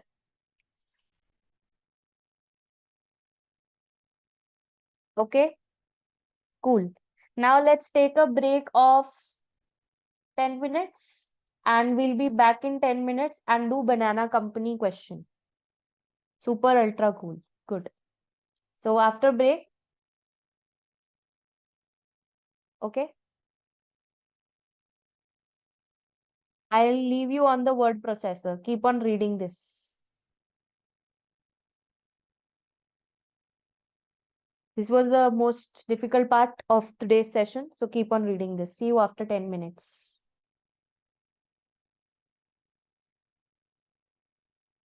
Great. Let's resume. We have banana company question, which was asked in September 2018. So we will just solve the part A and B of this question because we have limited time. We will end this session in the next 45 minutes. So this question relates to step disposal, not cash flow, mere step disposal and basic groups. So let's look at the requirement first. This is not CBE platform. This is your kit. So I should give you an understanding how to perform your answers in the kit also, because you have to actually practice from there. The question number 1. So here there is a drawback, and that drawback is that they have not already given you a pre-populated spreadsheet. So you will first prepare that draft in your spreadsheet, in your Excel, and then you will adjust. So we'll do it now. Okay. So let's read the requirement. Requirement number 1. Explain or draft an explanatory note to the directors of Banana, which explain the errors made when calculating the goodwill arising on acquisition of Grape. So there was some goodwill which was arising. We acquired, Banana has acquired Grape company. So we have to explain the errors. Explain the errors. There are mistakes and I have to explain those mistakes, not goodwill calculation. I have to explain those errors. Second, calculate the profit on disposal of the shares in Strawberry that was recorded in the consolidated financial statement. So I have to calculate group profit or loss on disposal of a subsidiary and explain how the remaining investment in Strawberry should be accounted for. So once again, this is a step disposal where once I dispose, I move from control to no control. So I calculate a gain on disposal or a loss on disposal. And then I have some retained portion. So I have to comment upon how do I deal with that retained portion. So this is one of the favorite questions of the examiner if they ask from change in group structure. Then explain the correct accounting treatment of the bonds in the year ended 30 June. Can you see the similarity? Sometimes in question number 1, favorite topic of the examiner is IS 19 and other is IFRS 9. So this 9 number is not leaving you. IS 19 or IFRS 9. Question number 1, most probably it will be there. Then they're asking you for 10 marks. So I'll just do A and B. So I'll just solve 25 marks out of 35. I will leave for you. 5 marker I will leave for you. I hope I can at least give that as an assignment homework, because you need to try on your own as well from a question that we've already done. So using pre-populated spreadsheet, response option and your answer to part A. So whatever I've done in part A, I have to include that also while giving my answer in part B. You have to adjust the pre-populated spreadsheet and prepare a completed consolidated balance sheet at 30 June 2007. The spreadsheet should take into account acquisition of Grape company, retained investment in strawberry, and the bonds. So whatever I've done here, I have to, as it is, adjusted in the spreadsheet. So what I'll do, I'll start reading my question. Let's start the reading. First, Banana is the parent of a listed group of companies which have an year end of 30 June 2007. Okay, fine. Banana has made a number of acquisitions and disposals during the current financial year. So this means it's a rich company. It keeps on acquiring and disposing companies.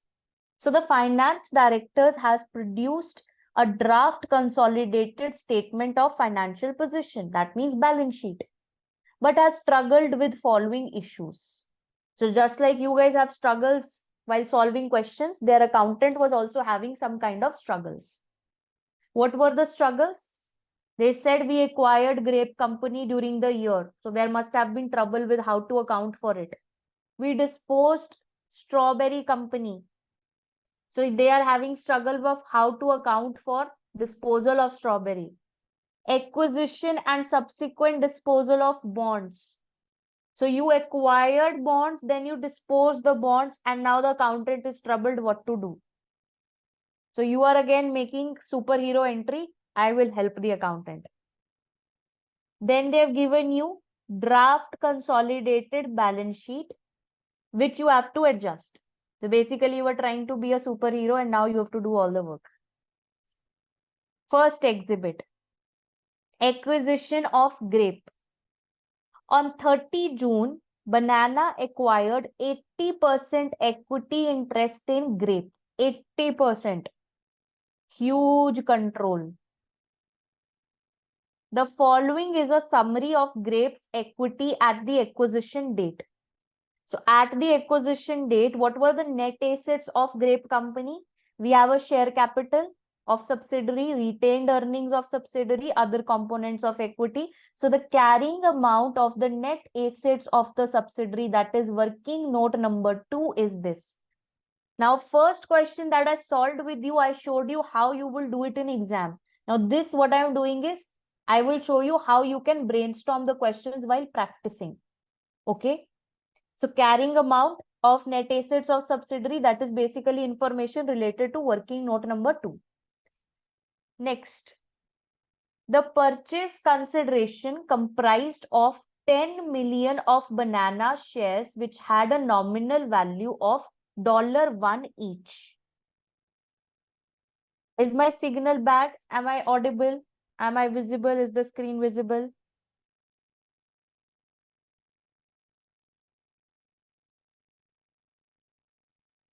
Now it's okay. It's back now.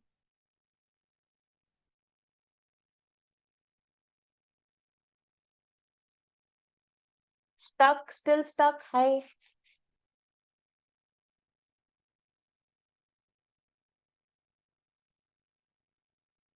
Is my voice breaking? Hello, mic check.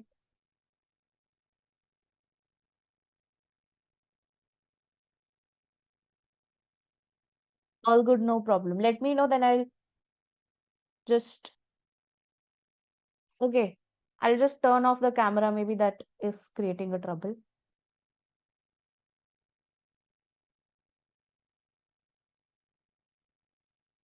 Now, what is there? Additionally, first of all, can't hear me? Hello? Am I audible?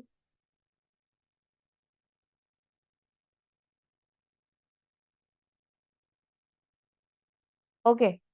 Just let me know when you can't. Just let me know when you can't, because my connection is showing that I'm all good to go. I have full access. The issue is with on your side. The purchase consideration comprised of 10 million Banana shares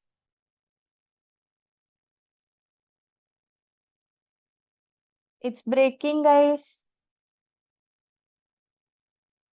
Is it breaking or no? Some are saying.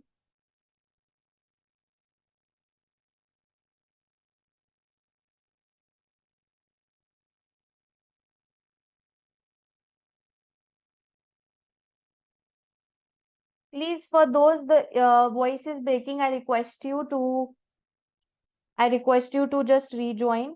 Maybe the issue is on your end. I'm not moving the screen. Why would the screen move? I'm not moving the screen, guys. Everything is fine on my end. Or else I get an text.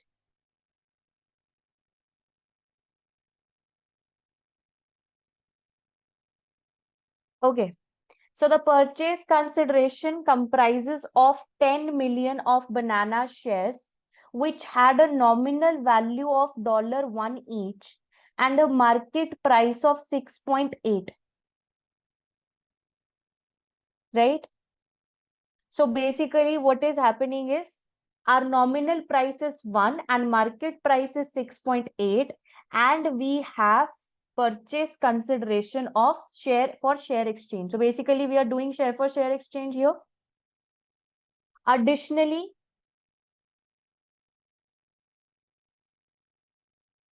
it's actually breaking your pros right now. Oh my God.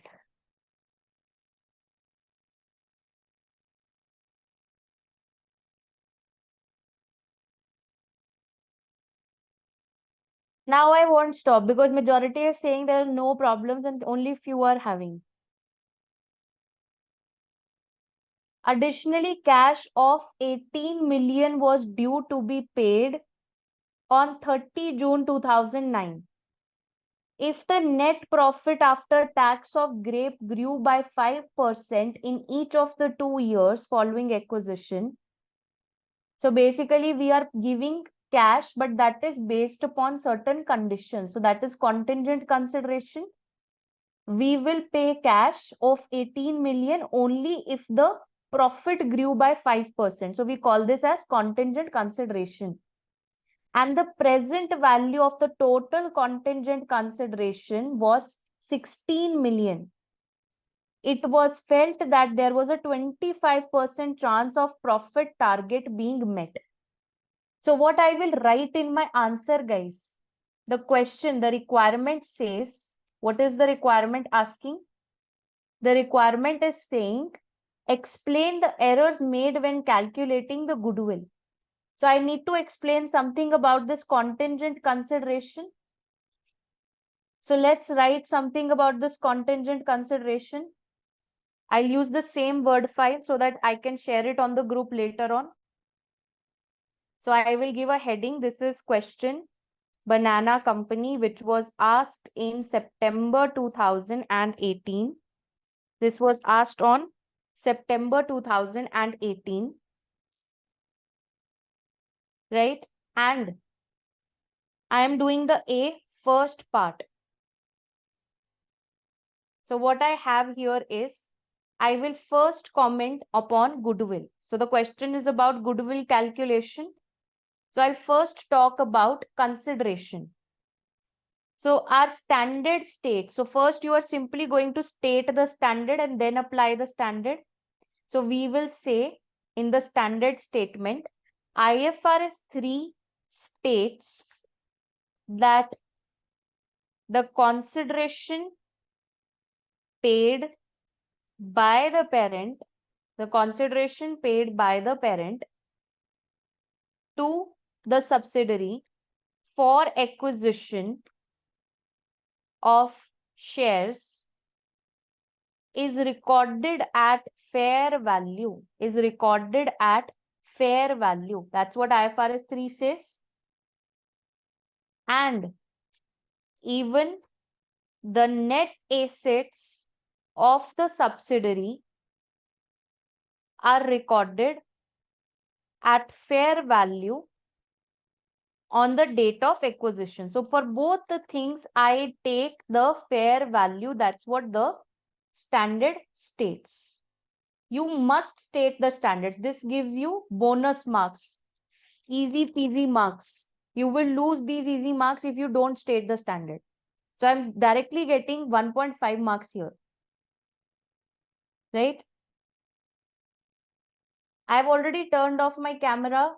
The ones who have not, you can also turn off your cameras.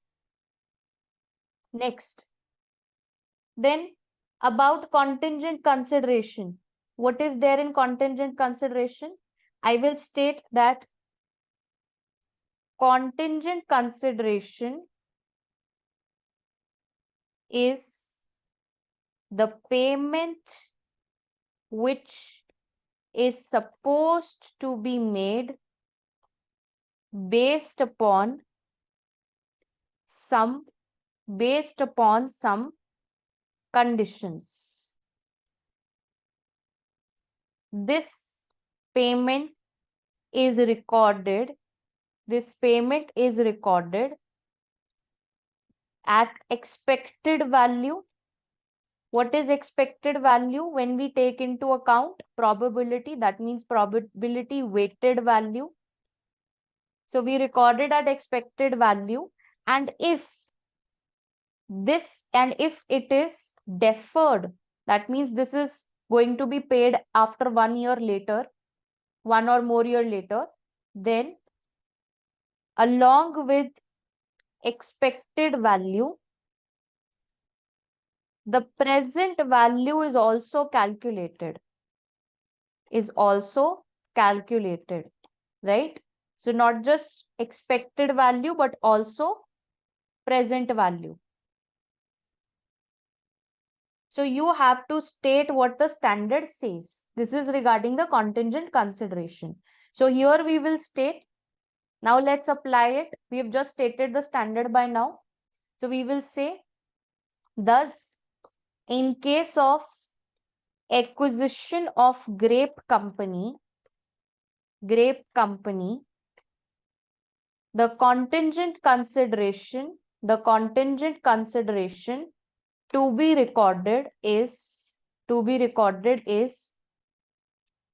$16 million, $16 million into the probability of 25%, because 16 million is already the present value. So I should record the best estimate, that is of 4 million. 16 into 25% is 4 million, right? So if this is a contingent consideration, what will be your journal entry? Goodwill debit, and there will be a liability created because you have to make this payment on parents' account. There will be a liability created. So goodwill debit, liability credit. Subsequently, that is after the acquisition date, on the reporting date, the unwinding of interest will take place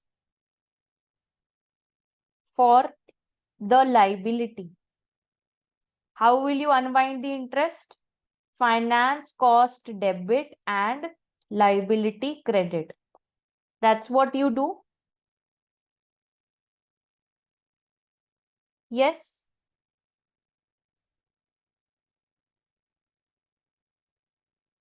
Am I lagging, guys?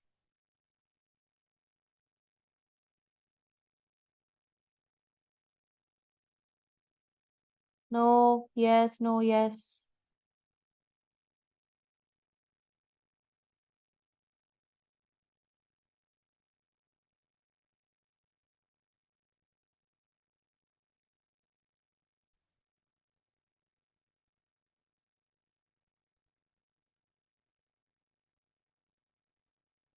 Unwinding means unwinding of interest, finance cost debit and liability credit.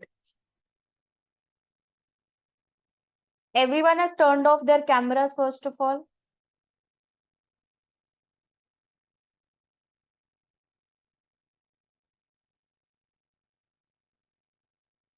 Okay, so just few minutes are remaining. Let's do it. And if it is still lagging, I would request you to watch the recording. Okay, let me complete it. Next. So contingent consideration, I've given the point. For the contingent consideration, I've written about 4 million. I've also given the point for subsequent unwinding of interest for the present value of the contingent consideration. Now let's read the question ahead.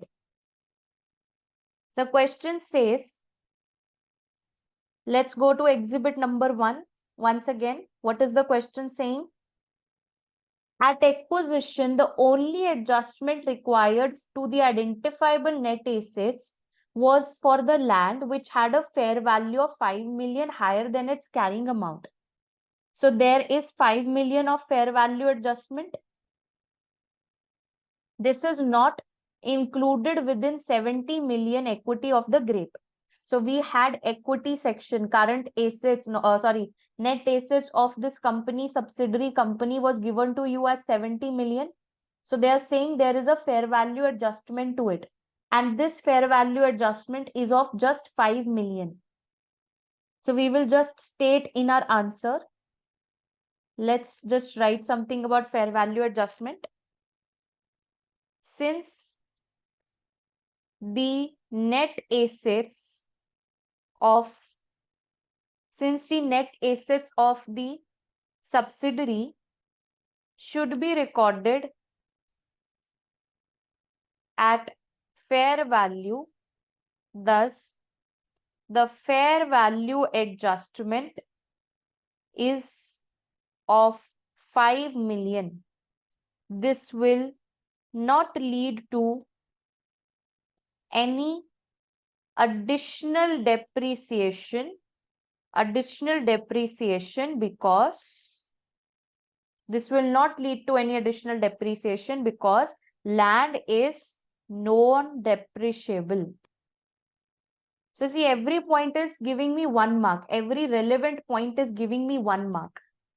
Next, let's read the question ahead. So goodwill, how did they calculate goodwill? They have taken share consideration. This was share for share exchange. So they have not taken into account contingent consideration. So we need to record it. I've given you the entry, how you will record it. Then they said NCI they have taken on the basis of working note number 2. So what type of goodwill are they calculating? Quickly in the chat box. If they have taken NCI as percentage of working note number 2, what type of goodwill is this? Very good. This is proportionate goodwill. This is proportionate goodwill. So it should have been, let's see. In the question they have written, the share price of Grape at acquisition was 4.25 and should be used to value the NCI. So they are saying my NCI should be valued at fair value. But here they have incorrectly calculated NCI as percentage of working note number 2. So that is wrong. So what should I do? I will calculate my NCI at fair value. So my NCI will be 20% of 10 million is the total number of shares. Then there is 4.25 share price. Can you tell me what is fair value of NCI? This is 20 million, not 10. 20 million into 4.25. And NCI has 20% in this. So can you tell me what is the fair value of NCI?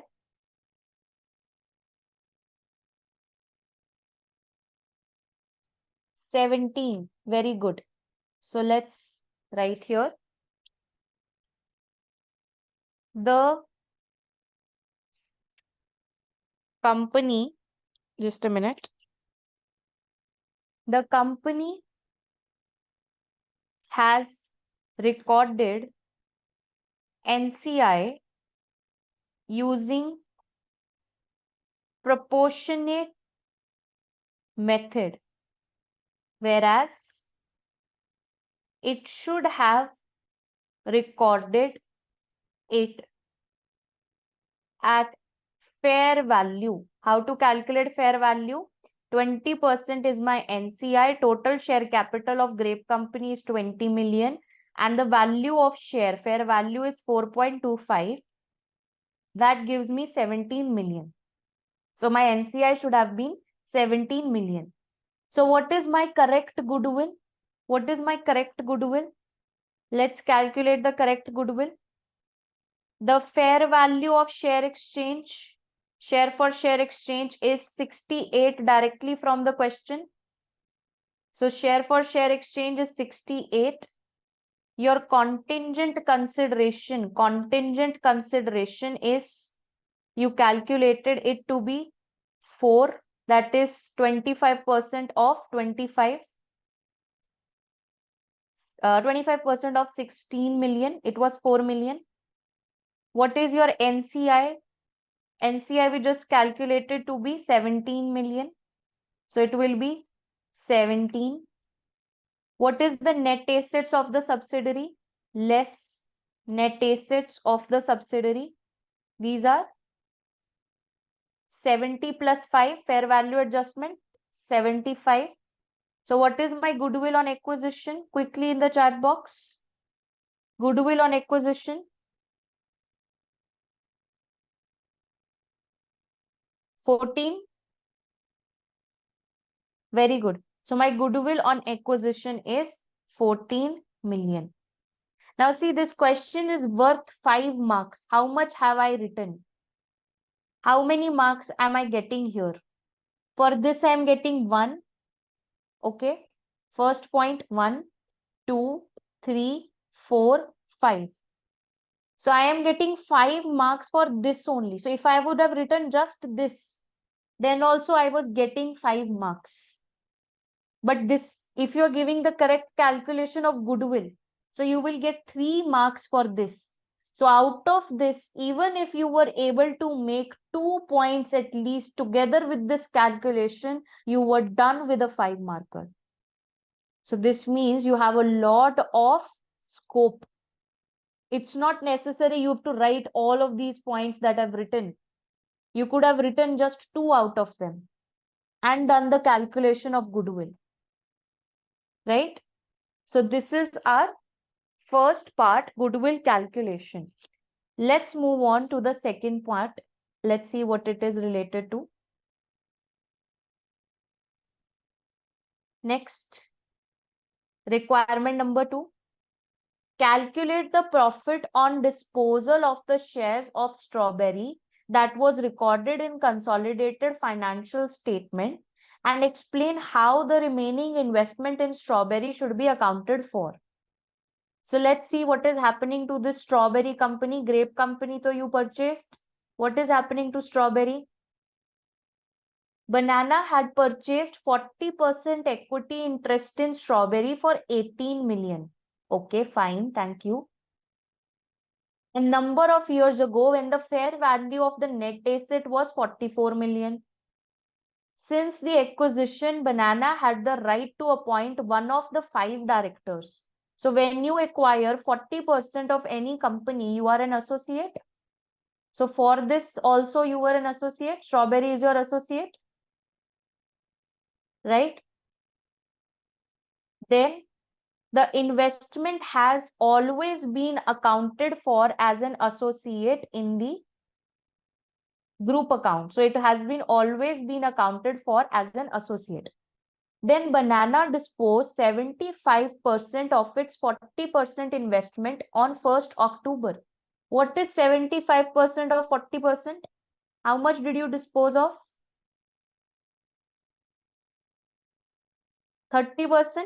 So out of 40%, you disposed 30%. See how tricky question they have put up. It feels like this Strawberry was also your subsidiary. They are framing it in such a way. They have given you net assets. They have given you consideration paid. So they're trying to fool you that this is a subsidiary, but actually it's an associate. And if you, after 45, if you move from 40 to 10, after disposal of 30%, you're moving from 40 to 10. This is no control to no control. So we said bye-bye to IS 28. We said goodbye IS 28. See you in the next world. And we said a hi to IFRS 9 because 10% investment is a normal financial asset. Right? So you said bye-bye IS 28. Hello, hello, IFRS 9. Right? So Banana disposed 75% of 40% investment on 1st October 2006. And that was for 19 million. So we have to calculate gain or loss on this disposal. When the net assets of Strawberry were 50 million. At that date, Banana lost its right to appoint one director. Quite obvious. If you have sold 30% of your shares, so you will lose the power also. The fair value of the remaining 10% interest was 4.5 million. Banana has correctly calculated and recorded the profit on disposal. So Banana have stated that they have no intention to sell their remaining shares and wish to classify the remaining shares as fair value through OCI. At 30 June, the fair value of this holding had fallen to 4 million, but this has not accounted for in the consolidated financial statements. So they have given you proper information and it is for 5 marks. So how will I write this answer? I'll just first state the heading. Let's give a background to this. So I'll first give the heading. This is A part 2. What is my background to this? We are disposing of an associate. So this is related to disposal of Strawberry, which is an associate. So you will state the Strawberry company was purchased on 1st October 2006 for 40%. So on that date, it was the fair value of consideration paid is given to you, etc. So it was your associate. It was purchased on 1st October, or what was the date? It was few years ago. There's no date given to us. So few years ago, it was purchased for 40%. Was purchased few years ago for 40%. Thus, it is an associate. Why it is an associate? Because there is power to participate. Power to participate. How there's a power to participate? Because you can appoint 1 out of 5 board of directors. Right? Then later on, we'll talk about we disposed 30% out of 40% shares. Out of 40% shares, 30% of the shareholding was disposed. Thus, the investment in Strawberry transitioned from being an associate to being a normal investment under IFRS 9. Right? So we need to calculate on disposal, the IS 28 will stop and IFRS 9 will start. So gain or loss on disposal of associate must be reported in group statement of profit and loss. So how will we calculate this gain or loss on disposal? For that, we need carrying amount of our associate. We need cost. So let's calculate the carrying amount of associate. Look at the question, guys. They said you paid 18 million to acquire that associate. So initial cost is 18 million. From the date of acquisition, the net assets went from 44 to 50. Can you see? Net assets of associate went from 44 to 50 from acquisition date to disposal date. Isn't it? Can you see from 44 to 50? What is the movement? What is the movement? 6. So you will state on disposal, the IS 28 will stop and IFRS 9 will start. So gain or loss will be calculated. So what is your carrying amount? Carrying amount of associate on date of disposal. That is 18. That's the initial cost that you paid plus associate share was 40%. So 40% of movement in net assets, movement is 50 minus 44. So can you tell me what is your total carrying amount? 20.4. Thank you, Apeksha. Just 20.4. 20.4 million is my carrying amount. Now I will say what are the proceeds. So how do you calculate group profit or loss on disposal? It is calculated as proceeds minus cost. Simple. So what is my proceeds in the question? In the question, they have stated that you sold it for 19 million. So we will write here, my proceeds are 19 million and my cost is 20.4. Is it just this? You also retained some portion. So what is the fair value of that retained portion? You need to add that retained portion. So your formula is not simply proceeds minus cost. It is proceeds plus retained portion minus the cost. So retained portion is 10%.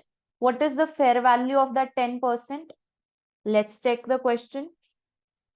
They have given to you 10% is 4.5 million. So you will write here, that means I will add 4.5 to it. Can you tell me the gain or loss on disposal?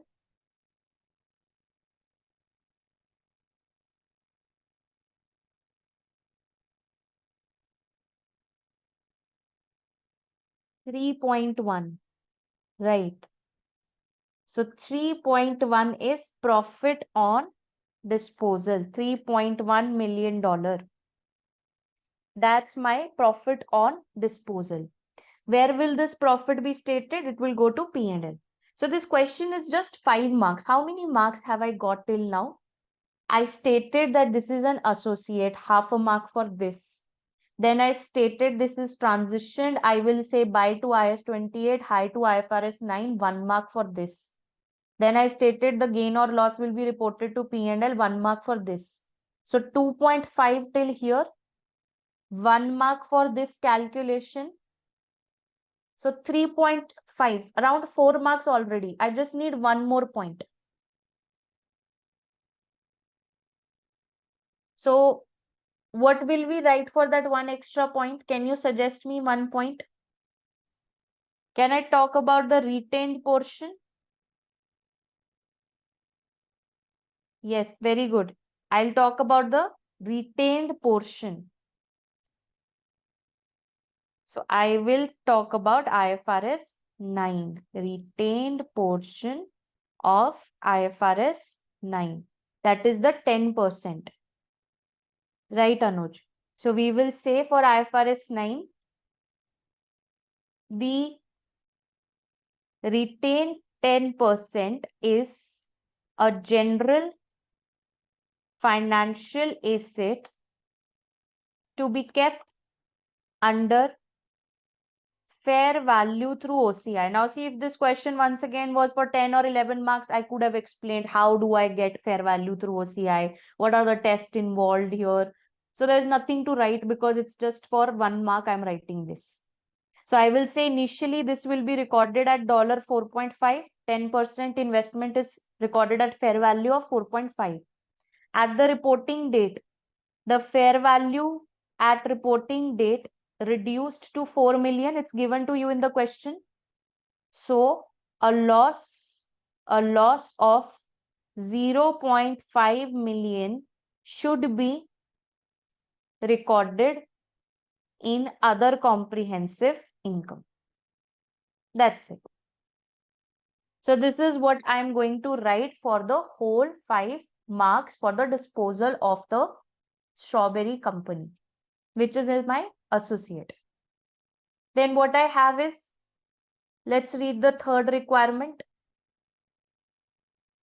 Explain the correct accounting treatment of bonds in the year ended 30 June. What are these bonds all about? Let's read it out. On 1st July, Banana acquired 10 million 5% bonds at par with interest being due 30 June each year. The bonds are repayable at a substantial premium. So that means you acquired bonds. So it's your financial asset. It's your debt instrument. Yes, guys. When you issue bonds, it's your financial liability. But when you buy bonds, it's a debt instrument, financial asset. So what was my coupon rate? 5%. What was my effective rate of interest? 7%. How do we hold these bonds? I hold it at amortized cost. So what is amortized cost table? I'm not typing this answer. Amortized cost table is opening asset plus interest minus cash is equal to closing asset. Very right, Anuj. So my interest that I will use is at the rate of 7%. The cash that I will receive is at the rate of 5%. So 10 million 7% is 10 million 7% is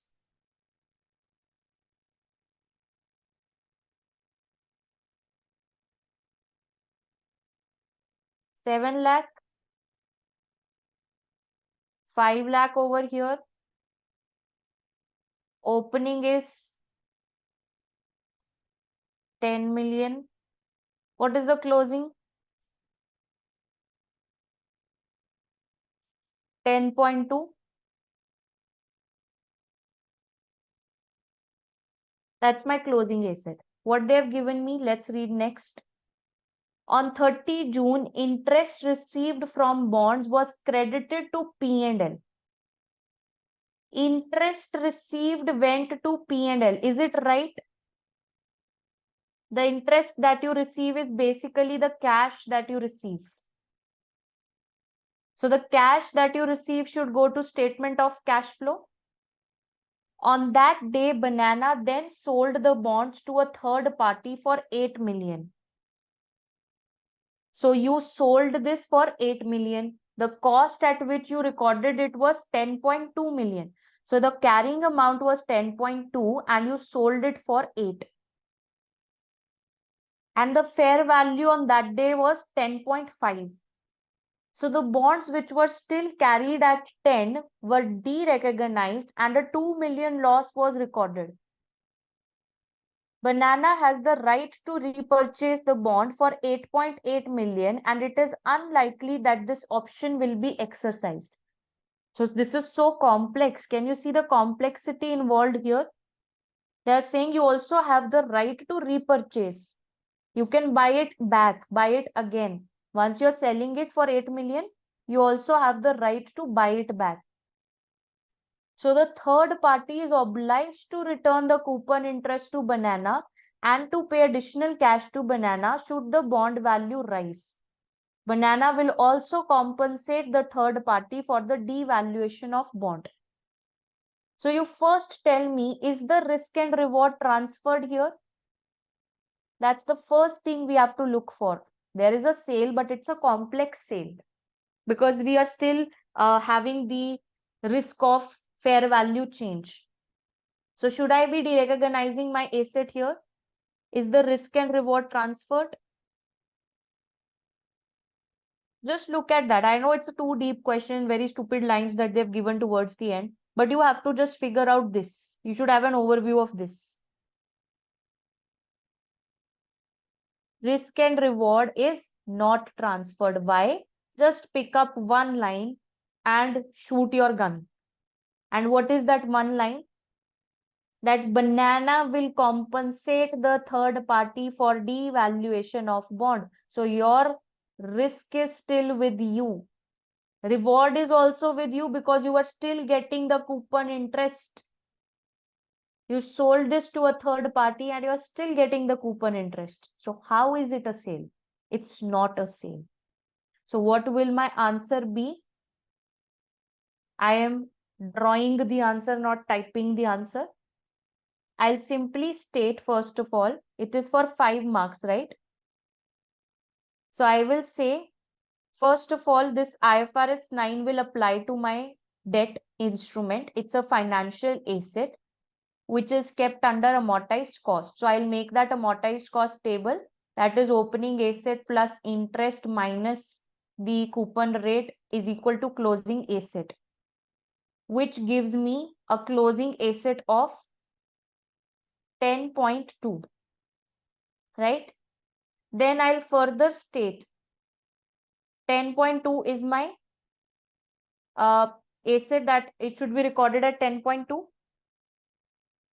There are some mistakes they have done. Mistake number 1, they have de-recognized the asset when it should not have been de-recognized because the risk and reward was not transferred. So I will bring that asset back to the financial statement. So what will be my rectification entry? I need to re-record my asset. So I will debit my financial asset. I'll call that financial asset back, rebirth of financial asset, daily soap. If you are from India and Pakistan, that's what they do. Daily soap cereals, rebirth. First you de-recognized it, and now it is coming back, right? We are rectifying. Debit the financial asset, 10 million. It was our mistake. We say sorry. Then, when you de-recognized it, what was your journal entry? When you de-recognized it wrongfully, your journal entry was, what was the journal entry, guys? Asset was going out, so asset was credited. What was debited? Bank. Bank was debited by 8 million. Now this bank that you debited should be treated as a loan. If it is not a sale, it's a loan. When you receive money out of nowhere, if you find money out of nowhere, it's a loan. So you are going to credit your financial liability, by 8 million. There was a profit that you recorded. Your journal entry when you de-recognized this was bank debit 8, asset credit 10, loss debit 2. Now you need to de-recognize this loss also. So you will credit your profit and loss. This is the balancing figure, 2 million. This is your rectification entry. Do you understand this rectification entry? Debit financial asset, credit financial liability, credit P&L 2 million. Very simple. Next. What else they have done wrong? Mistake number 2. Mistake number 2, guys. Tell me what was the mistake. You guys have read the question. What was the mistake?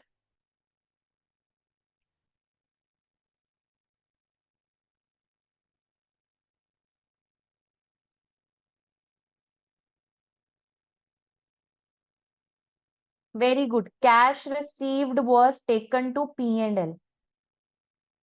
So what they did was, what was the wrong entry that they passed?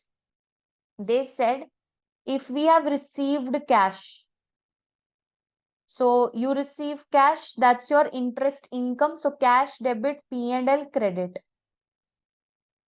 So they did it by the amount of 0.5. They did it by the amount of 0.5. Whereas they should have done it by the amount of 0.7 because that's your effective rate of interest. In P&L, interest income is recorded at effective rate of interest, right? In P&L, we record the income at effective rate of interest, but they recorded it at coupon rate of interest, which is wrong. So what we will do?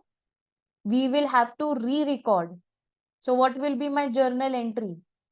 I need to record interest income of 0.2 million extra. So I will say debit my financial asset by 0.2 and credit my profit and loss by 0.2. So now you have a financial asset. First you recorded 10 million to the financial asset. Now you debited financial asset by 0.2. So total financial asset at the reporting date will be 10.2, and that is what you calculated initially. That's what you calculated initially. You should have recorded it 10.2 only. So after doing all the rectifications, you're getting to the right amount. Are you clear on this? After the rectifications, you got back to 10.2.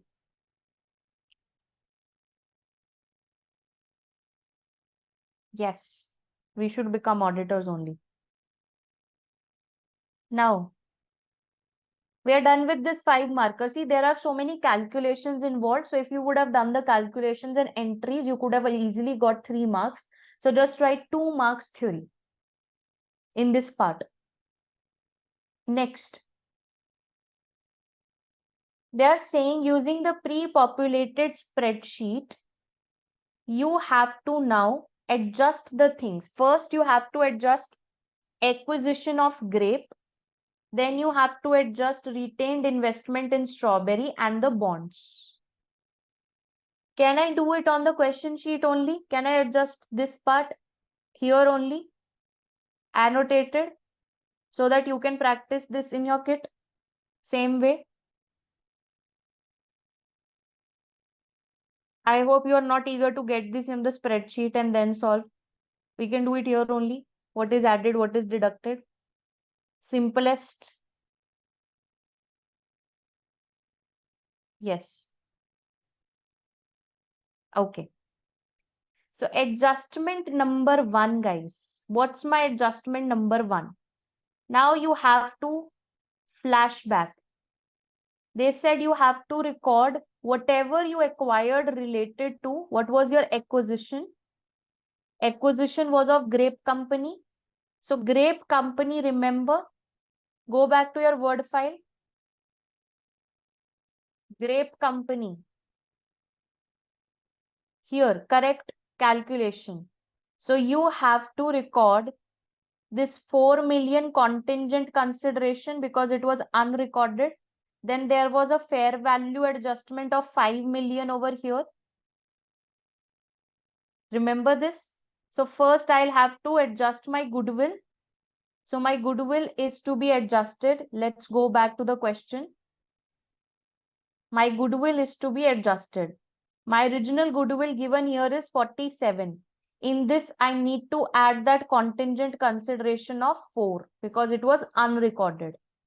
Then in that, what else I have to do?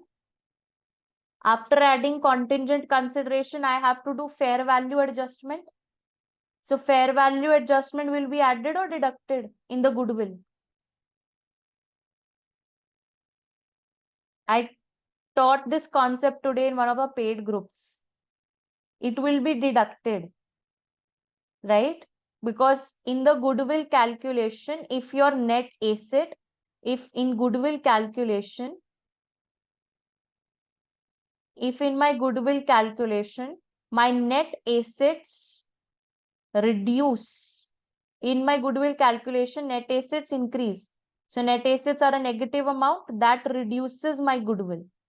So I will deduct this fair value adjustments over here. So what is my fair value adjustment? It is 0. Fair value adjustment is 5. So I will deduct 5 from here.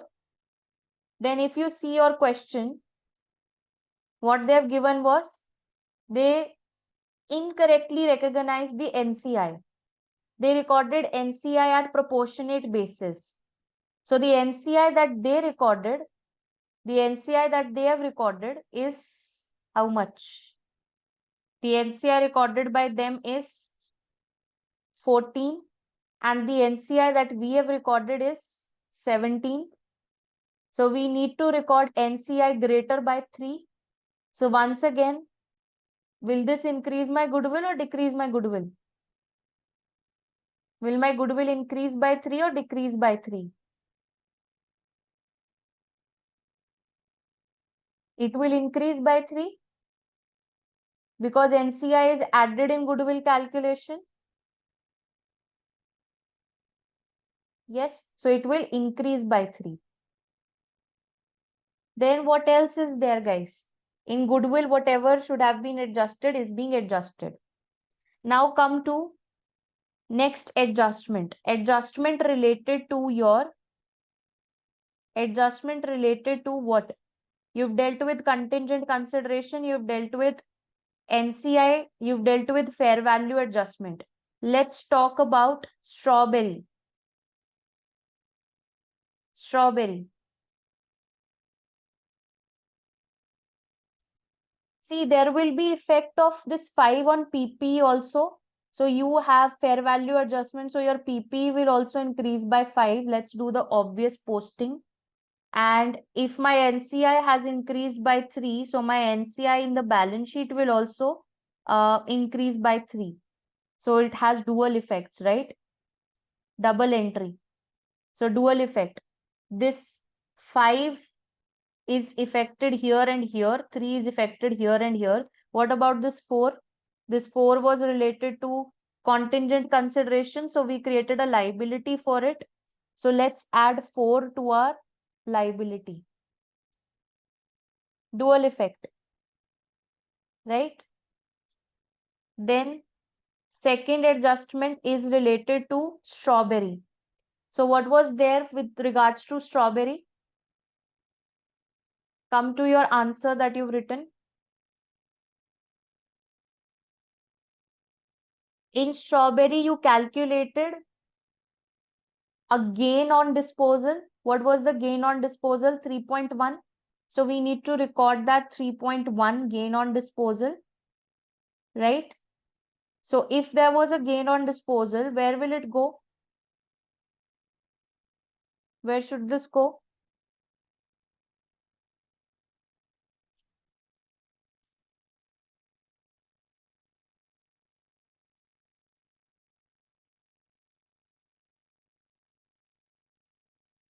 This should basically go to our P&L. Then what else was there? There was a carrying amount of the associate 20.4. So where is there anything that I need to do for 20.4?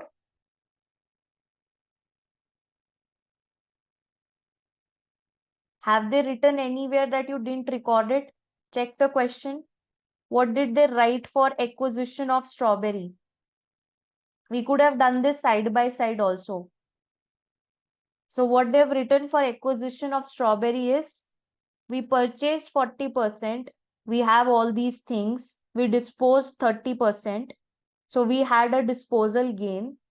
And everything has been correctly calculated and recorded in P&L. So already the gain on disposal is there in the P&L. So there's nothing extra that I should record for this strawberry. Then what is not there is, what you have not recorded is this loss on fair value through OCI. For this retained portion, there was a loss of 0.5. That is what you guys have not recorded. That's the only thing with regards to strawberry that you have not recorded. Else everything is recorded. Right? So let's see what we will do. We are going to take 0.5 in our financial assets. It was reduced, fair value reduced for 4.5 to 4. So my financial assets reduced by 0.5. Also, this loss goes to OCI, so it reduces my other components of equity by 0.5. Are you getting this? Everything is having dual effect since it's a balance sheet. So you reduced your financial asset because for that strawberry company, what we had was there was some 10% investment which was kept under IFRS 9 using fair value through OCI. So its fair value declined from 4.5 to 4. So there was a loss of 0.5. So I reduced this 0.5 from here and I reduced this 0.5 from here. Next, What else is to be adjusted? Last adjustment is related to that bond. So we have to adjust only the things which are incorrect. Where they have stated it is correctly recorded, no need to touch those. Here, what was incorrect? Check your rectification entries for the last part. You said I need to record financial asset by 10, record financial liability by 8, profit and loss 2 million, credited. So what I will do, I will take all these figures to their respective places. So let's go to our question. 8 million needs to be recorded. 8 million is financial liability.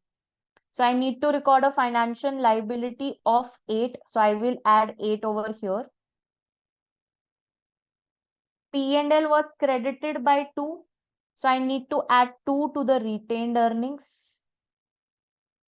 Then 10 was added to financial asset. So I will add 10 over here. That's how I pass that journal entry and record it in my P&L balance sheet. Then what was the second rectification entry? The second rectification entry was financial asset debit, P&L credit. So my financial asset is 0.2, P&L is 0.2. So again for financial asset, I will go to the financial asset section over here. I will add 0.2 and P&L credit means it will be added to retained earnings, 0.2. So what is the total? Quickly tell me the total of PPE. OCI cannot be reclassified. Don't talk about reclassification here. You have not disposed that bond yet. It is not derecognized. It's not a sale. So PPE is, what is the PPE coming out to be? 264 plus 5. PPE is 269. Goodwill is 47 plus 4 minus 5 plus 3. What is 47 plus 4 minus 5 plus 3? 49. Financial asset is 15 minus 0.5. That is 15 minus 0.5 plus 10 plus 0.2. Can you tell me financial asset?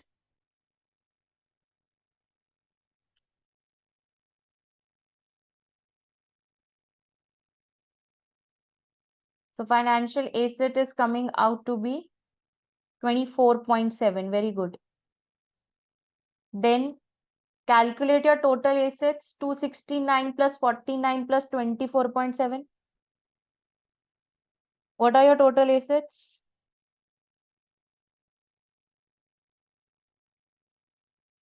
And of course, add the current assets along with it.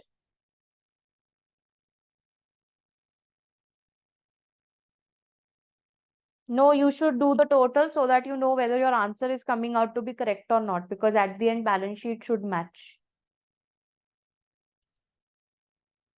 451.7. So we are doing this total just for our curiosity. 451.7. Share capital is 100 only. Other components of equity is 45 minus 0.5. That comes out to be 44.5. Retained earnings is 98 plus 2 minus 0.2. So that is plus 0.2, 100.2. NCI is 38 plus 3, that is 41. Total equity comes out to be, add them all. No, Anuj, it doesn't carry marks, just for our curiosity. 285.7. Then current liabilities, 44 plus non-current liability, 44 plus 4 plus 8, 56. So you might see in the answer, they have taken 8 as current liability. So that is totally your wish. Like maybe it's just a sake of presentation. Okay, maybe in the question there's a line which states that this 8 is a current liability. So totally your choice. Current liability 110. So total liabilities are coming out to be, total liabilities are 451.7. Total equity and liability and total asset. So it is getting tallied, right?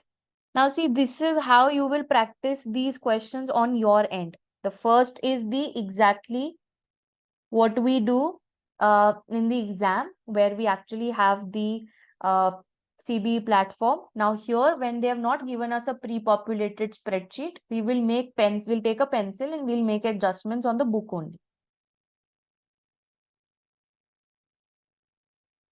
Clear? So finally, we have solved the balance sheet, matched the balance sheet. Question number 1, the whole set of fear, I think, is gone now. Banana company done, dusted. So yes, from our super 20 questions, we are done with one question. So now super 19 are left, but I will include one extra, that was symbol question. So now basically, guys, we are totally done with our Game Changer series. I hope it was helpful for everyone who joined this. And the ones who are enrolled with me in the crash course or are planning to enroll, I will be meeting you now on 20th. That is just 2 days from now. So we'll meet again.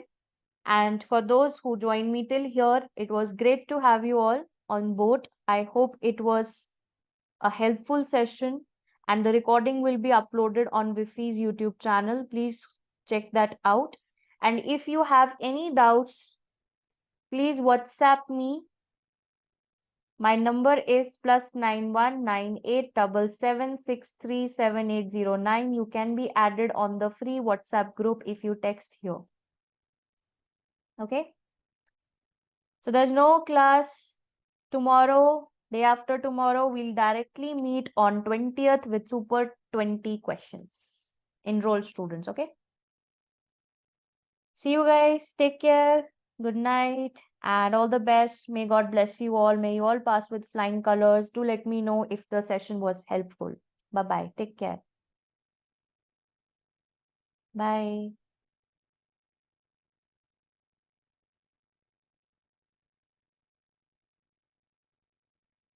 Okay, we have a banana in chat box.